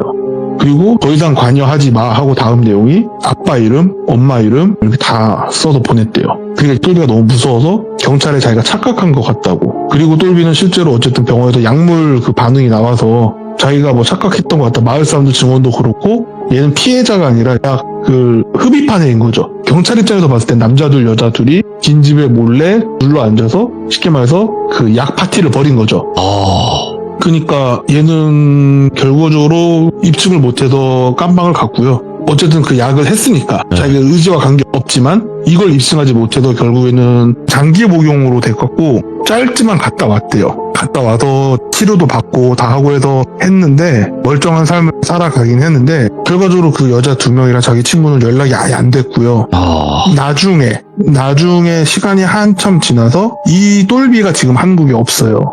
외국 나가서 살아요. 외국으로 거의 도피 느낌으로 도망갔어요. 그 이유 중에 하나가 시간이 한참 지나서 지역 언론이라 그래야 되나? 거기에 어떤 마당 있는 집에서 가 좀 많이 발견됐어요. 근데 그 집을 똘비는 알아보죠. 모자이크 처리를 해놔도. 그리고 이거 뭔가 되게 단단히 잘못 엮였구나. 왜냐면 똘비 입장에서는 얘네가 관여하지 말라고 그러고 자기 가족을 다 써냈어 보냈다는 거 자기 정도 다 안다는 건데 돈 받은 그것도 있고 이게 걸렸잖아요. 얘네가 들이 자기가 신고했다고 생각하면은 자기가 위험해지겠다라는 생각이 들었대요. 그래서 가족들이 이미 상황을 대충 다 알고 있었기 때문에 그대로 외국으로 이민을 갔어요. 그리고 이 얘기를 듣고 저도 너무 궁금해서 친구한테 물어봤죠. 이 지역에 이런 사건이 있었는데 혹시 너네 인터넷에 있어? 물어봤죠. 그랬더니 자기네는 있을 건데 디테일하게는 안 써있대요. 제가 들은 것보다 좀 더 디테일한데 큰 차이는 없대요. 똘순이한테 물어보는데 똘순이가 연락이 안 되고 또 친한 형님이 계시죠. 제가 지금은 좀 위태위태한 회사에 계신데 하여튼 그 회사에 계셨던 분한테 물어봤죠. 형님 이런 사건이 있었다는데 혹시 형님네 회사 인터넷에 있어요? 이렇게 물어봤더니 그거 있다고. 그거 뭐냐고 나 얘기 좀 해달라고. 근데 너 그거 어떻게 하냐니까 제가 그때 피해자였던 애한테 들었다고. 그러니까 형님이 그 피해자가 살아있는 사람이 있어? 이 얘기를 하더라는 거예요. 한 명 있다. 그게 지금 외국가 있다고. 그래갖고 얘기를 쭉 들어보니까 그 집이 원래 마을에서도 유명했대요. 사람 많이 죽어나간다고. 그러니까 보니까 그 무당이 가짜는 아니고 진짜 무당은 맞아요. 근데 자기가 무당을 하면서 벌전이라 그러나요? 그런 거 받을 짓을 하면 액맞이를 보내는 거예요. 글로. 그러니까 대신 맞을 애들을 그 집에서 냅두는 거예요. 처음에는 이게 있으면은 그 마을에서도 사람들이 가까이 안 오는 게 집이 부정탄다는 게 있었대. 사람들이 하도 죽어나가니까. 사람들이 들어와서 새로 들어왔나 싶으면 얼마 있다 죽어나가고. 그러니까 사람들이 멀리했던 그 집인데 그 집이 그 무당이 액맞이들을 보내서 대신 액맞게 하는 일부러 그런 터에다 지은 거더라고요. 그 털을 뭐 가꾸고 닦고 이럴 생각이 없어요. 그냥 여기는 그냥 남 대신 죽어라 하고 보내는 거예요. 어차피 죽으면 돈 안 줘도 되니까 이 월급을 몇 억 준다고 해도 상관없는 거. 어차피 안 줄 거니까 금방 죽으면 상관없잖아요. 그러고 있다 보니까 이 무당이 시간이 좀 지나서 새로운 돈벌이 비즈니스를 찾은 거예요. 매매한 애들이랑 엮인 거예요. 그래서 여기서 있다가 이 사람들이 뭐 윤달이니 뭐니 막 핑계댔던 게 이 사람들이 이렇게 매번 들어올 수 있는 게 아니다 보니까 스케줄에 좀 맞추다가 그 사이에 얘네가 혹시라도 반항하고 도망칠 수도 있으니까 갖다 주는 음식에 조금씩 탄 거예요. 애들은 지들이 중독된지도 모르고 그냥 중독돼서 애들이 점점 바보가 돼가는 거죠. 마지막 3주 차에 이거를 했던 게 그 3주 차 때부터 슬슬 약을 거의 다 줄인 거예요. 그러니까 얘네가 반동으로 뭐 귀신을 본다든가 뭐 귀족을 당했다고 느낀다든가 이게 사실 그 약의 금단 반동 같은 거였대요. 그런 네. 분위기가 있고 저도 이거를 몰랐는데 약을 먹으면 하이가 오기도 하고 로우가 오기도 하거든요. 제가 기분이 되게 좋아지거나 기분이 되게 다운되거나 이거는 근데 분위기에 따라 좀 조절을 가능하대요. 근데 이 말은 좀 공포심을 심어놓은 상태에서 이 약의 반동이 올 때 엄청나게 공포감을 느끼는 그런 게 보이기 시작한대요. 예를 들어서 뭐 자기가 바퀴벌레를 무서워하는데 사람 만난 바퀴벌레가 자기를 잡아먹는 그런 걸 느낀다든가. 근데 사실 실제는 아니니까 좀 그런 분위기를 조성하면 그게 가능하다고 하더라고요. 그래서 그런 분위기 무당한테 들은 얘기도 있고 하필이면 또 무당이기도 하니까 그런 걸 좀 느꼈고 자기네가 귀신에 씌었다고 느꼈는데 스케줄에 맞춰서 그 사람들이 오면 그 배를 타고 그대로 밤에 그냥 바다를 건너는 거예요. 그리고 어디 있는지 아무도 모르는 거예요. 그리고 알고 보니까 그 피해자들 똘비의 친구도 그랬고 그 여자 둘의 그것도 보니까 가족이 없어요. 그러니까 똘비도 자기도 맨 처음에 그냥 얘랑 같이 시켜서 뭐 천에 고하다. 그니까 그 무당이 한 말이 천에 고하면 너한테 그 양기랑 이게 엄청 세게 몰릴 거고 니네 부모가 강한 음기를 가진 애를 누르는데 도와줄 거다 뭐 이런 식으로 했었다 했거든요. 그러니까 천의 고아에 가족이 없는 뭐 그런 사람들이거나 이런 사람들을 단기에 어마어마한 돈을 준다고 해놓고 약을 좀 먹여서 중독시켜 놓고 결국엔 반항도 못하게 몸이 약해져 있을 때 배를 타고 이제 넘기는 거죠. 어디론가 가는 거죠. 근데 이게 그 형님네 회사에서도 이게 넘어가면 찾을 수가 없대요. 왜냐면은 이게 국내에서면은 자기네가 어떻게든 찾아보겠는데 사실 국내에서도 완전 시골이나 섬으로 들어가면 찾기가 힘들다 했거든요. 근데 이게 국경을 넘어가는 순간 하필이면 우리나라 위치가 정보 공유를 잘 안 해주는 나라들이 정확히 말하면 정보 공유를 해주는 나라가 한 군데밖에 없어요. 우리나라 근접 국가 중에. 우리나라 동쪽에 있는 나라는 그나마 좀 사이가 좋아서 정보 공유 어느 정도 해주는데 이 나라 제외하고는 정보 공유 해주는 나라가 한 군데도 없어요. 그래서 어디로 갔는지도 알 수가 없어요. 이게 북쪽으로 갔는지 서쪽으로 갔는지 뭐 남쪽으로 갔는지 어디로 갔는지 알 수가 없대요. 그리고 그 마을 사람들이 맨 처음에 이렇게 했던 거는 주기적으로 한 번씩 불을 꺼놓고 배가 온다는 거예요. 근데 보통 어업을 할 땐 불을 켜놓고 해야 물고기들이 불로 오기 때문에 불을 끄고 어업을 잘 안 한대요. 근데 저렇게 불을 끄고 돌아다니면 저 사고 나면 어쩌려고 사람들이 맨 처음에 욕하다가 어느 순간부터 이 저주받은 집에서 사람들이 죽어나가는 건 멈추는데 저 배가 왔다 간 날에 사람들이 없어지네 싶은 거예요. 그러니까 어느 순간부터 여기 잘못 엮이면 범죄 조직에 엮인다. 그러니까 밀입국하는 애들이 잠시 지내는 거처 정도 생각해서 마을 사람들이 근처에 아예 안 갔던 거예요. 그러고 보니까 집에서 이 사람들이 돈을 받았는지 뭐였는지 모르는데 갑자기 말을 바꾼 이유는 알 수가 없고 자기 생각에는 이 마을에 이런 일이 있었다 하면은 마을 이미지 안 좋아지고 하니까 그냥 다 같이 취시한 게 아닐까 싶다로 추측을 하고 있다 정도까지는 확인을 했고요. 사라진 3명은 어디 있는지 알 수가 없고 굉장히 충격적이네. 그래서 이거는 제가 들은 단기 알바 중에 가장 와 무섭다였는데 예. 이 이야기의 진짜 무서운 점은요. 이 이야기 오래 안 됐어요. 이 이야기 생각보다 오래 안 됐어요. 한 10년 안짝이구만 이거. 5년 안짝. 뭐 10년 언저리예요. 이거 생각보다 오래 안 됐어요. 이 이야기. 진짜 그러니까 그래요. 뭐 고수익 알바 뭐 이런 거에 혹할 수 있어요. 젊은이들이 그렇잖아요. 그쵸. 이거는 이제 그 특수한 회사 다니는 그 형님한테 들은 건데 예. 사람들이 뭔가 아예 특정을 하는 분위기가 있으면 의심을 한대요. 근데 특정이 애매모호하면 네. 엄청 많이 걸려든다는 거예요.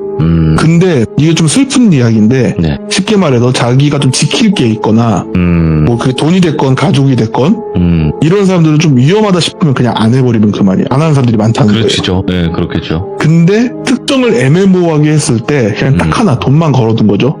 이거에 혹해서 오는 경우에 사람들이 이미 뒤가 없는 경우가 많대요.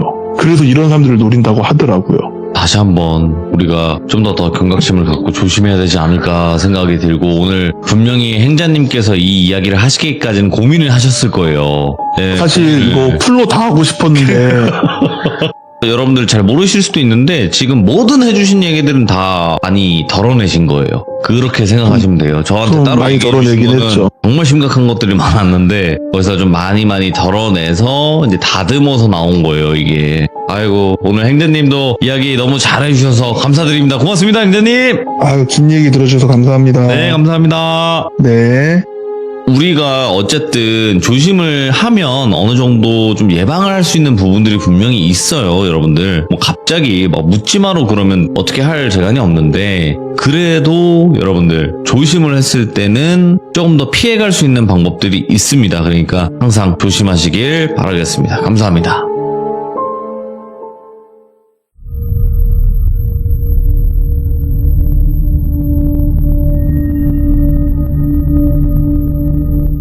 자, 이번 이야기는 시청자 강북팬더님이 시대일문 처음으로 방문을 해주셨고요. 오늘 해주실 이야기가 삼촌이 해주신 이야기인 것 같아요. 근데 보통 이야기는 아닌 것 같습니다. 바로 만나보도록 할게요. 네, 안녕하세요. 강북팬더님, 반갑습니다. 자, 오늘 강북팬더님께서 들려주실 이야기가 삼촌분께서 들려주신 이야기인 것 같아요. 예, 맞아요. 그러면 한참 과거로 가야 될까요? 그렇죠. 거의 삼촌이긴 한데 아버지 뻘이라고 보면 돼서, 네. 그러니까 아버지 세대가 젊었을 때 겪은 그런 얘기인데, 네. 이게 또 삼촌이 그냥 평소에는 얘기를 안 해줘요. 예. 평소에는 얘기를 안 해주는데 술이 한창 됐을 때, 그럴 때 겨우 이제 몇 번 해주고 그랬던 얘기거든요. 그러니까 술 그래서 기운을 빌려서라도 해야 되는 그렇죠. 그런 이야기네. 예. 알겠습니다. 그러면 더 묻지 않고 바로 들어보도록 하겠습니다. 제가 렛츠가 하면요, 강북에 사는 팬더입니다, 이렇게 해주시면 됩니다. 그냥. 예. 네, 렛츠가! 강북에 사는 팬더입니다.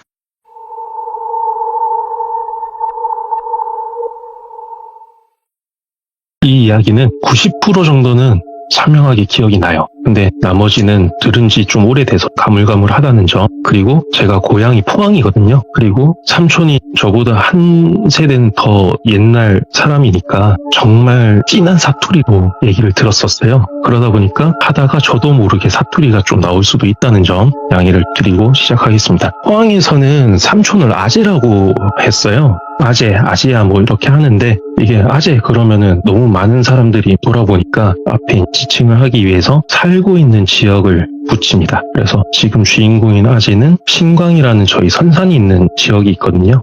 거기서 살고 있어서 신광아재 그랬는데, 진짜 전형적인 경상도 테토남이에요. 완전 무뚝뚝하고 말도 없고 막 행동도 좀 거친데 노약자는 또 잘 챙겨줘요.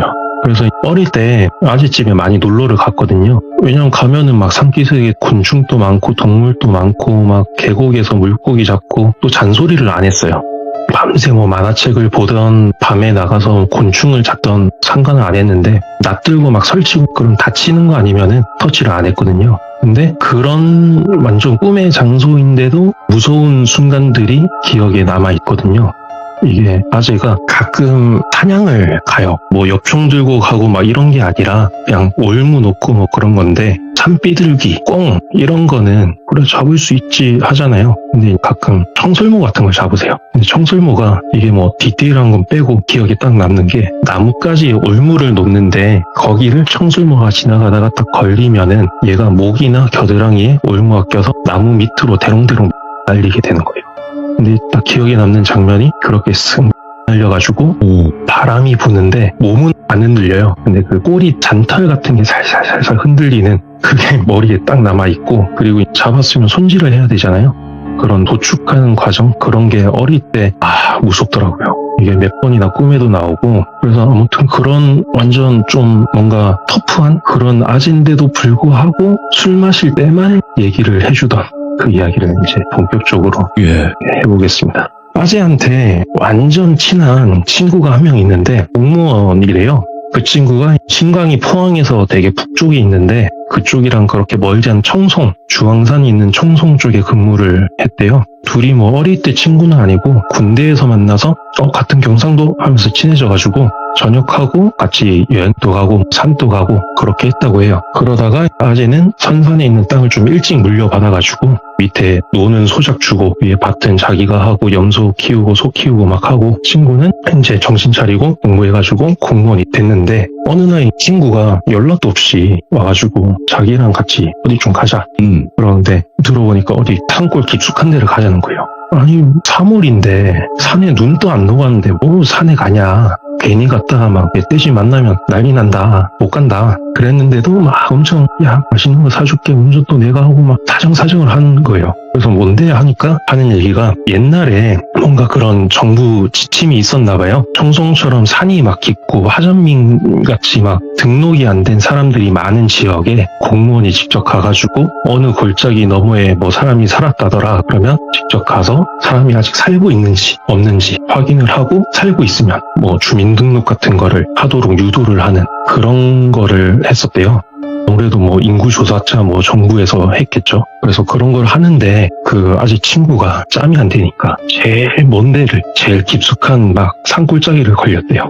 거리가 청송에서 새벽에 출발해도 하루 만에 못 오고 무조건 자고 와야 되는 그런 거리여서 혼자 가긴 그러니까 같이 가자 하면서 아재를 꼬신 거예요. 근데 아재는 뭐 처음부터 거절할 생각은 없었고 그냥 튕긴 거였고 또 궁금했대요. 야 오시면은 얼마나 오실까? 그리고 거기 사람이 살고 있으면 어떤 모습으로 살고 있을까? 궁금해서 출발 전날에 청송에서 만나가지고 둘이 또 새벽부터 출발해야 되는데 새벽까지 술을 마셨대요.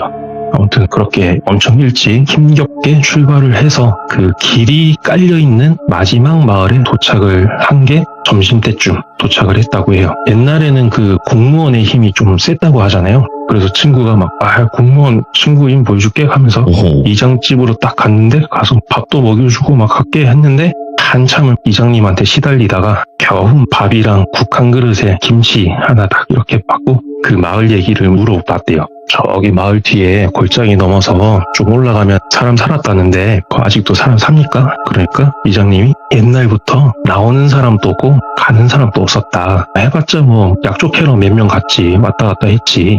깊숙이는 안 들어간다. 뭐 지금 뭐 가봤자 사람도 없는데 가지 말고 여기서 뭐 놀다 가라. 그러는 걸 겨우겨우 빠져나와서 출발을 하는데 마을 뒤쪽에 있는 길이 옛날 인도길이라고 그러잖아요. 아스팔트 물론이고 콘크리트도 안 깔려있는 그런 흙길인데 이게 골짜기 오른쪽에는 볕이 잘 들어서 밭이 쫙 늘어섰는데 왼쪽에는 아직 한겨울처럼 눈이 좀 많이 쌓여 있었대요. 오. 그리고 길은 볕이 있는 오른쪽 편에 있어서 진창길이라서 조심조심 운전을 해가지고 고개 위로 탁 올라가니까 완전 첩첩산중인 거예요. 길도 상태도 안 좋고 거의 있는 둥 마는 둥 하는 길이어서 그래서 둘이서 그냥 별다른 말 없이 한숨만 푹 쉬고 짐을 챙겼대요. 배낭 메고 출발을 하는데 사실 출발할 때는 기분이 좋았대요.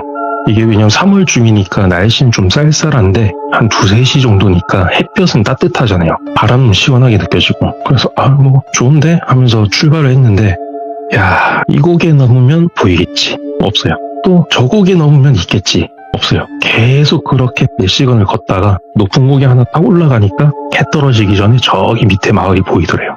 집이 한 5채 정도 있었대요. 근데 위에서도 보이는 게 희한한 게 낮은 담벼락 같은 게 있고 거기에 대문은 또 멀쩡히 닫혀 있대요. 누가 걸어 잠근 것처럼 아다리가 딱 맞춰도 대문은 닫혀 있는데 그 안쪽에 단칸방 방문은 처음부터 방문을 안 단 것처럼 없고 그러니까 방 안이 보이죠. 훤히 보이는데 아무것도 없대요. 짐이. 그냥 이사를 가더라도 하다못해 밑에 달력을 놓고 가든 뭐 이부자리를 놓고 가든 뭐 물건을 흘리고 가잖아요. 버리든지. 근데 그런 게 없이 그냥 새 집처럼 아무것도 없대요. 근데 이런 게 방문 안쪽으로랑 그 위에는 슬라이트 지붕이었는데 그 지붕 삭은 거 사이로 이렇게 쓱 보이는 거예요. 근데 사실 아재는 이때 야 누가 봐도 사람 없는데 가자 하는데 공무원이잖아요. 사진을 찍어야 된대요. 실제 내려가서 그 집을 이렇게 한 바퀴 돌면서 사람 살았는 흔적이 있는지 뭐 숨은 건지 진짜 없는 건지 확인을 하고 사진을 찍어 가야 된대요. 한참을 걸어서 내려가서 보니까 이게 느낌이 너무 다른 게 딱 내려가서 보니까 위에서 본 것처럼 담 넘어서 보이는 집안이 아무것도 없고 살림잡기 하나도 없고 햇볕 아래에 있는데 밝은 냉동창고에 있는 것처럼 햇빛에도 뭔가 서늘한 느낌이 확 들더래요. 분명히 언덕 위에서는 뭔가 포근한 그런 양지에 있는 집 같았는데 느낌이 너무 달라서 야 좀 오싹한데? 그러면서 친구가 사진 찍고 작업하는 걸 기다리고 있었대요. 그러면서 옆을 쓱 보니까 골짜기에 집이 있다 그랬잖아요. 오른쪽 빗아래 왼쪽을 보니까 저기 언덕 살짝 위에 뭔가 사단처럼 기와집 한 칸이 딱 있더래요. 그리고 웃긴 게 기와집으로 올라가는 길에 골짜기 제일 밑에 자그마한 또랑이 하나 있고 그 옆에 방수나무같이 큰 나무가 하나가 딱 있더래요. 이게 보통은 당수나무가 마을 어귀에 있잖아요. 마을 입구나 뭐 그런 데 있는데, 큰 길가에 있는데, 아재는 딱 얘기를 했던 게, 아니 버드나무면은 그래 또랑이 있는 거 이해간다. 버드나무도 아닌데 왜 여기에 있을까라는 생각을 좀 했었대요 그때. 그러면서 신기한데 뭔가 좀 이상한데 다른 일반적인 마을이랑은 좀 다른 것 같다라는 생각을 하는데, 친구도 와가지고 그 왼쪽에 있는 타당 같은 기가집을 본 거예요. 저거까지만 확인하고 들어가서 쉬자. 쉬고 내일 아침 일찍 내려가자. 그래서 그래 얼른 집에 들어가서 쉬자 하고 살살 올라갑니다. 올라가니까 그제서야 보이는 게, 아니 아까 반대쪽 집들은 담벼락에 있는 대문은 닫혀 있고 방문이 없었잖아요. 여긴 반대인 거예요. 여기는 대문이 누가 빼간 것처럼 없어요. 아니 훤히 보이고, 오히려 단칸방 방문, 창호지 있는 그 방문이 빵관 안 뚫리고 멀쩡히 닫혀 있는 거예요. 왜 이렇게 다르지? 하면서 친구가 한 바퀴 돌고 사진 찍고 이렇게 하는데, 이제 해가 싹 졌어요. 이게 기와집에서 쭉 그늘이 이어졌잖아요. 겨울까지. 이게 그늘이 스물스물 차올라가지고 양지에 있던 그 집들이 한 칸 한 칸 그늘로 잠기는 것처럼 스물스물 그늘이 끝까지 산머리까지 딱 찼대요. 그러면서 그쪽 집들에서 바람이 싹 불어오기 시작했답니다. 이러면서 친구랑 뭔가 쫓기듯이 도망치듯이 대문 안으로 딱 들어가가지고 방문을 열고 일단 들어갔대요.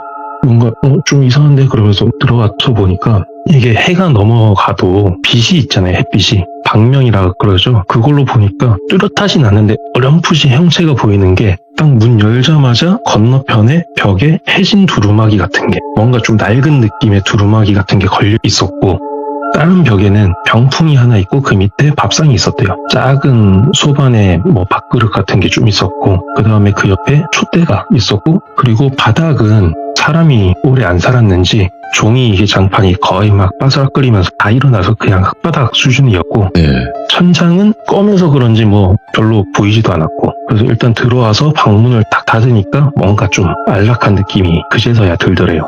그러면서 뭔가 흐릿한 향내랑 끓인 냄새, 비린내 이런 게 났다고 하는데, 이런 거는 뭐 옛날 집이면 다 나서 그렇게 특이한 건 아니었다고 했는데, 이제 뭔가 쫓기듯이 들어왔잖아요. 들어와서 짐을 제대로 풀고 앉고 이게 아니라 그냥 짐 없는 벽에 둘이 그냥 기대가지고 말없이 가만히 앉아 있었대요.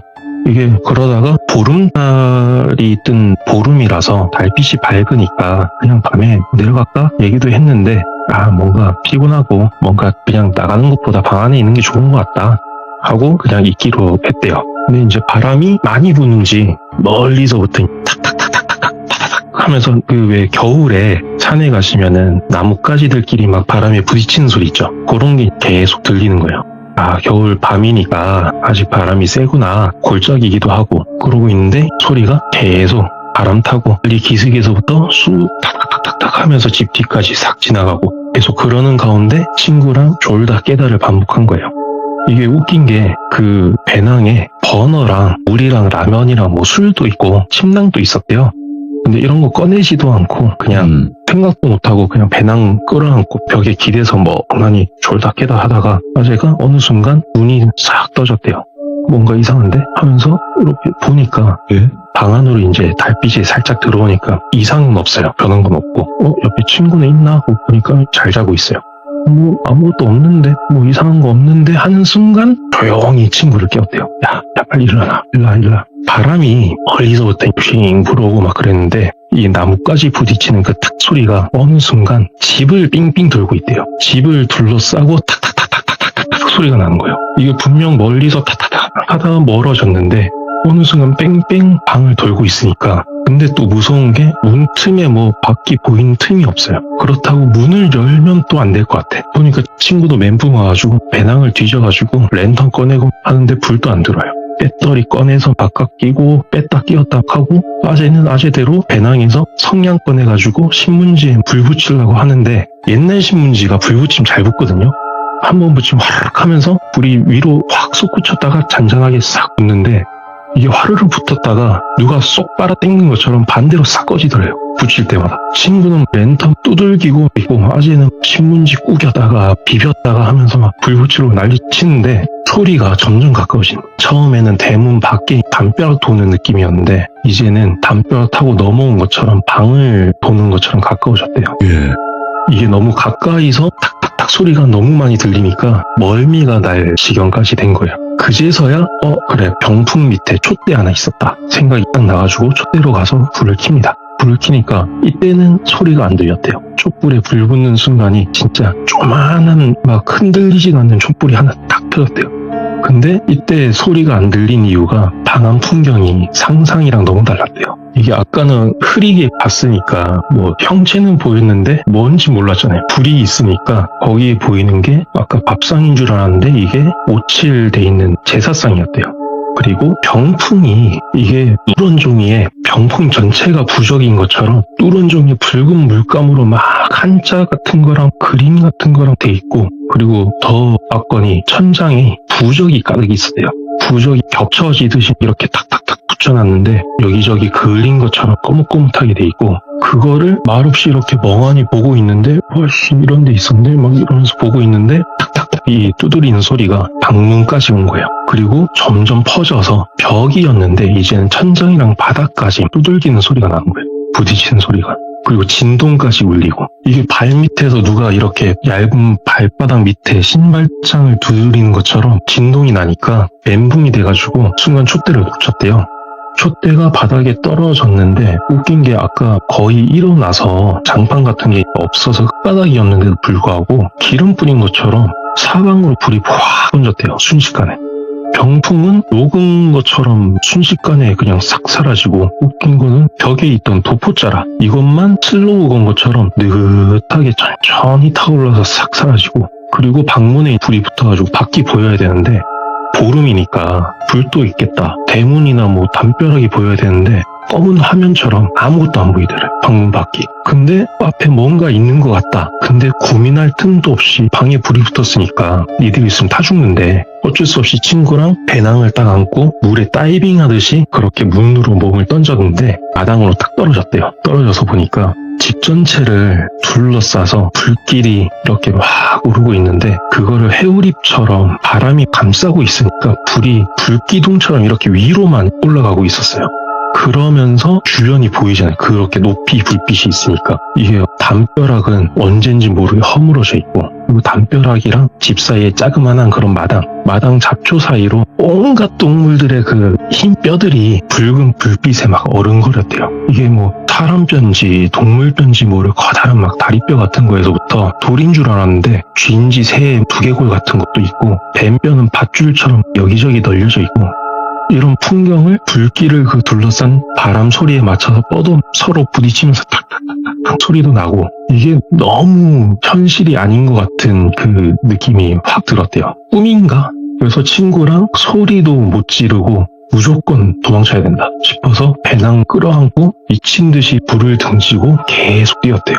아니 뭐 그 한 칸인데 뭘 그렇게 태울 게 많은지 계속 미친 듯이 뛰는데도 오랫동안 불길이 이렇게 길을 좀 비쳤대요. 머리끝까지 숨이 막 차오르는데 그래도 막 돌아보면 안 될 것 같고 잡힐 것 같고 막 뛰다 보니까 어느 순간 눈앞이 확 뚫린 거예요. 산 능선까지 다 올라온 거예요. 앞에 보니까 앞은 또 보름달이니까 달 밝은 하늘 아래서 바람 한 점 없는 그런 고요한 겨울 등선 길이었대요. 뭐지 꿈인가 싶어서 무심코 올라왔던 길을 쓱 돌아보니까 맨 처음에 보이던 게 반대쪽 능선이 보이고 그 바로 밑에 집들이 보였대요. 아까 집 5채. 보름이라서 대문에 있는 문이 하나하나, 담벼락에 있는 돌 몇 개, 뭐 이런 것까지 보일 정도로 엄청 밝은데 방 안은 아무것도 안 보였대요. 어떤 집은 천장이 사가서 무너져가지고 방 안에 달빛이 비출 법도 한데 그냥 껌껌하게 검은 화면처럼 아무것도 안 보이고, 그리고 기와집 쪽으로 보니까 불길이랑 뭐 만약에 불이 꺼졌으면 연기라도 보여야 되는데 연기도 없고, 보이는 건 폭삭 무너진 기와집이랑 당수나무도 멀쩡한 게 아니라 숫자국만 남았대요.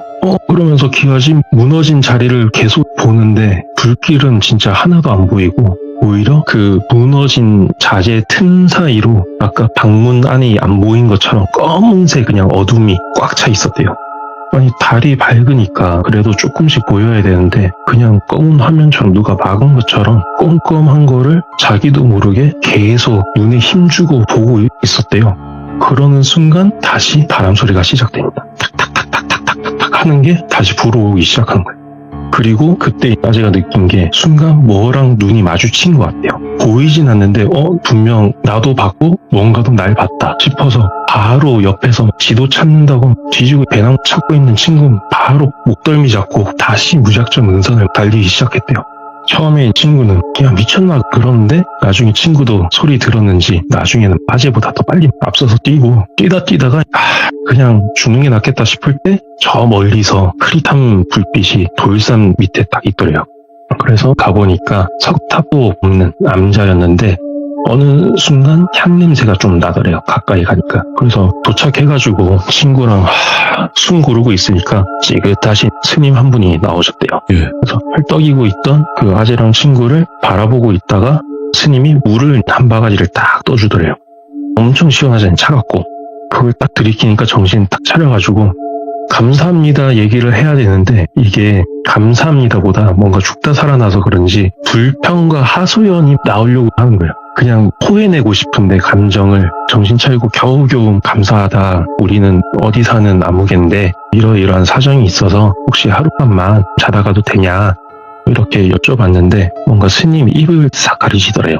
그러니까 뭔가 무건수행 중이셨나 봐요. 그래서 말을 이렇게 안 된다 하는 신용을 하시고 남자 안으로 이렇게 들어오라는 듯이 손질을 하셨대요. 그래서 친구랑 같이 정신 차리고 보니까 배낭을 매지도 않고 계속 안고 왔다는 거를 다 알고 배낭도 놓고 복장이랑 손이랑 여기저기 끓긴 거 투성이에 흙투성이라서 대충 복장 정리하고 짐도 정리하는데 그때까지 친구랑 뭐 괜찮냐 이런 말도 안 하고 그냥 보긴 보는데 말없이 그렇게 정리를 하고 남자로 딱 들어가니까 작은 불상 앞에 불경을 이렇게 앉아 읽어주시는 스님이 있고 한편에 이부자리가 깔려 있었대요. 그래서 감사합니다 인사하고 자려고 누웠는데 아재가 엄청 답답해하면서 얘기했어. 이때 아니 그 쪼매난 촛불 아래서 불경 넘기는 종이 바스락거리는 소리만 들으니까 다시 막 생각이 나더래. 아까 있었던 게 아니 차라리 뭐 불경을 외거나 목탁 소리가 나거나 이랬으면은 그래도 절이니까 좀 안전하겠다 뭔가 못 오겠다 이런 생각이 들겠는데 그런 게 없으니까 점점 숨도 가빠지고 가만히 못 있겠는 거야.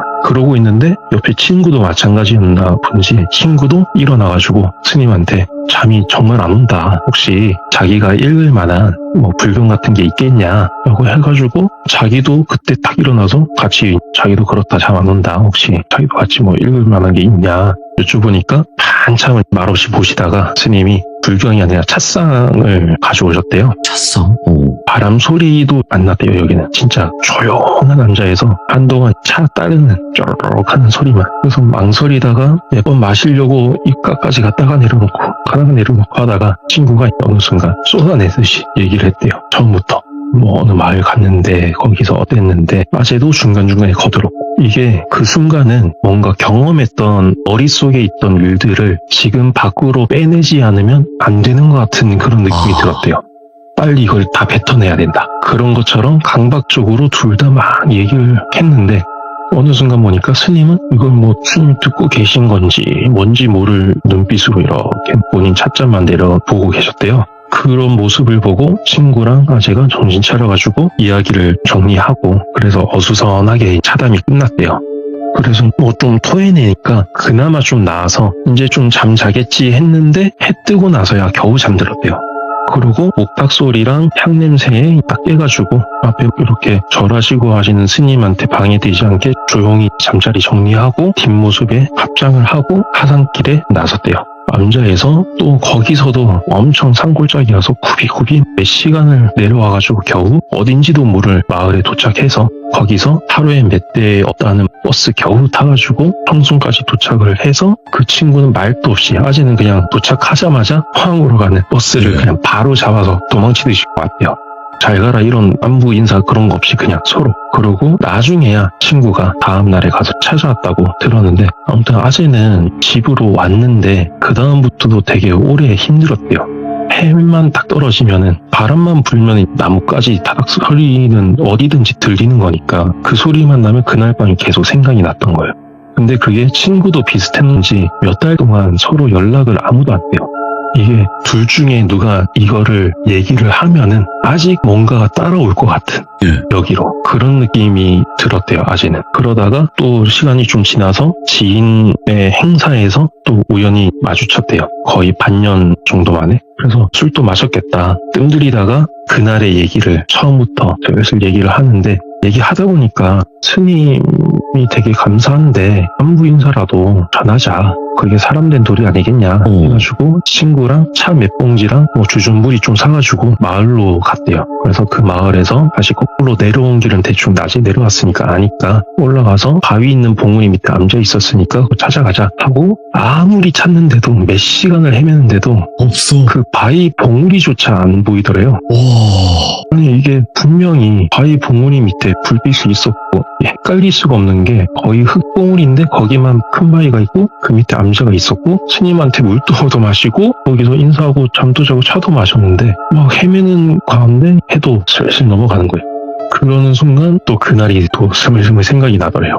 둘 다 말없이 바로 달리듯이 마을로 내려갔어요. 내려가니까 뭐 그런 외지인이 잘 없는 마을인데 둘이 막 아침 일찍 올라갔다가 늦게 내려오니까 지나가다가 본 어르신이 뒤에 약속했냐고. 아니 우리는 여기 절 암자 찾으러 왔다. 여기 스님한테 신세를 좀 져가지고 차랑 이런 거 드리려고 왔다. 그러니까 여기 뒤에 아무것도 없다고. 요 뒷산은 암자고 뭐 절이고 하다못해 기도터도 없다. 자기가 평생 요 동네 살았는데 한 번도 목탁 소리 한 번 들은 적이 없다고 얘기를 하시는 거예요.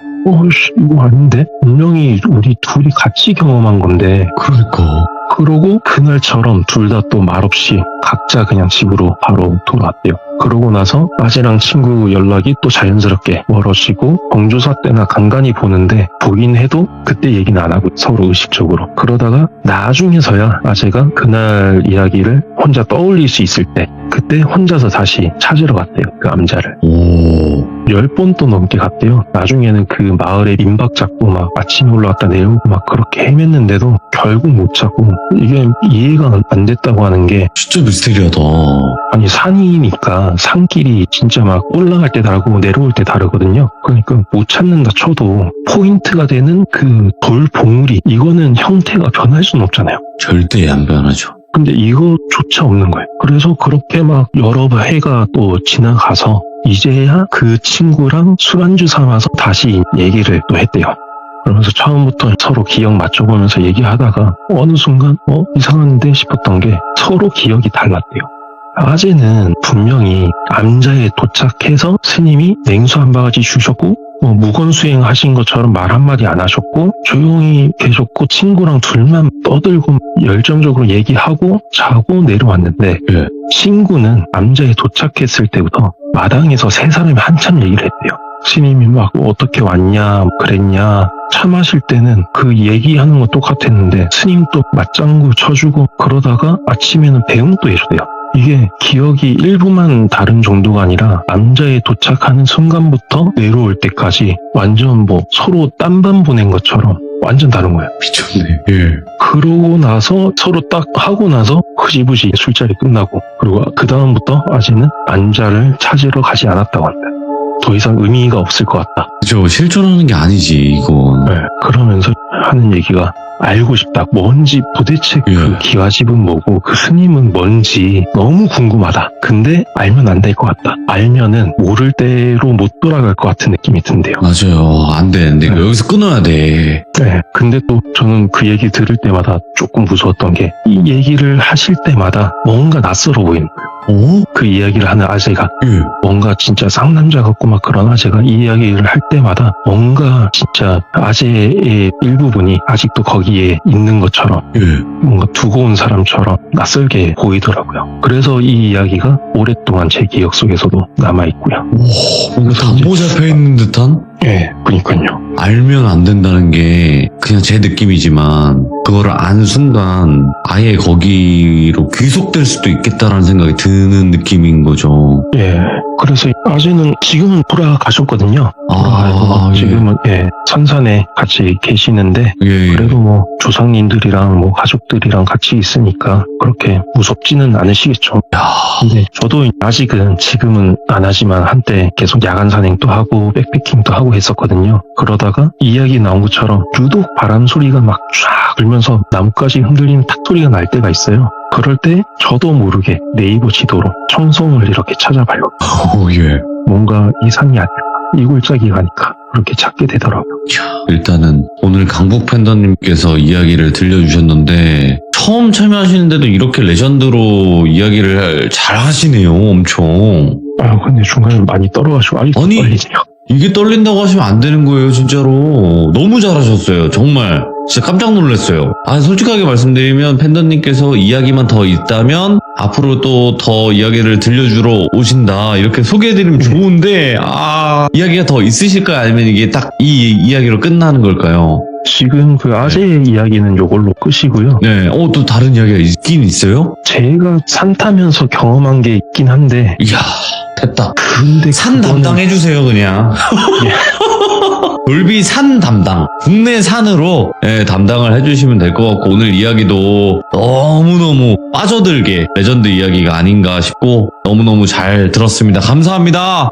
예, 감사합니다. 다음번에 또 뵙겠습니다. 예. 네. 오늘 강북 팬더님께서 삼촌이 유독 술만 마셨을 때만 이야기했던 그 이야기를 오늘 들려주셨는데 너무 이야기 표현도 잘하시면서 여러 가지 생각이 들게 만드는 도대체 뭐였을까? 도대체 삼촌이 알고 싶었던 그것은 무엇이었을까? 댓글 남겨주시길 바라겠습니다. 감사합니다.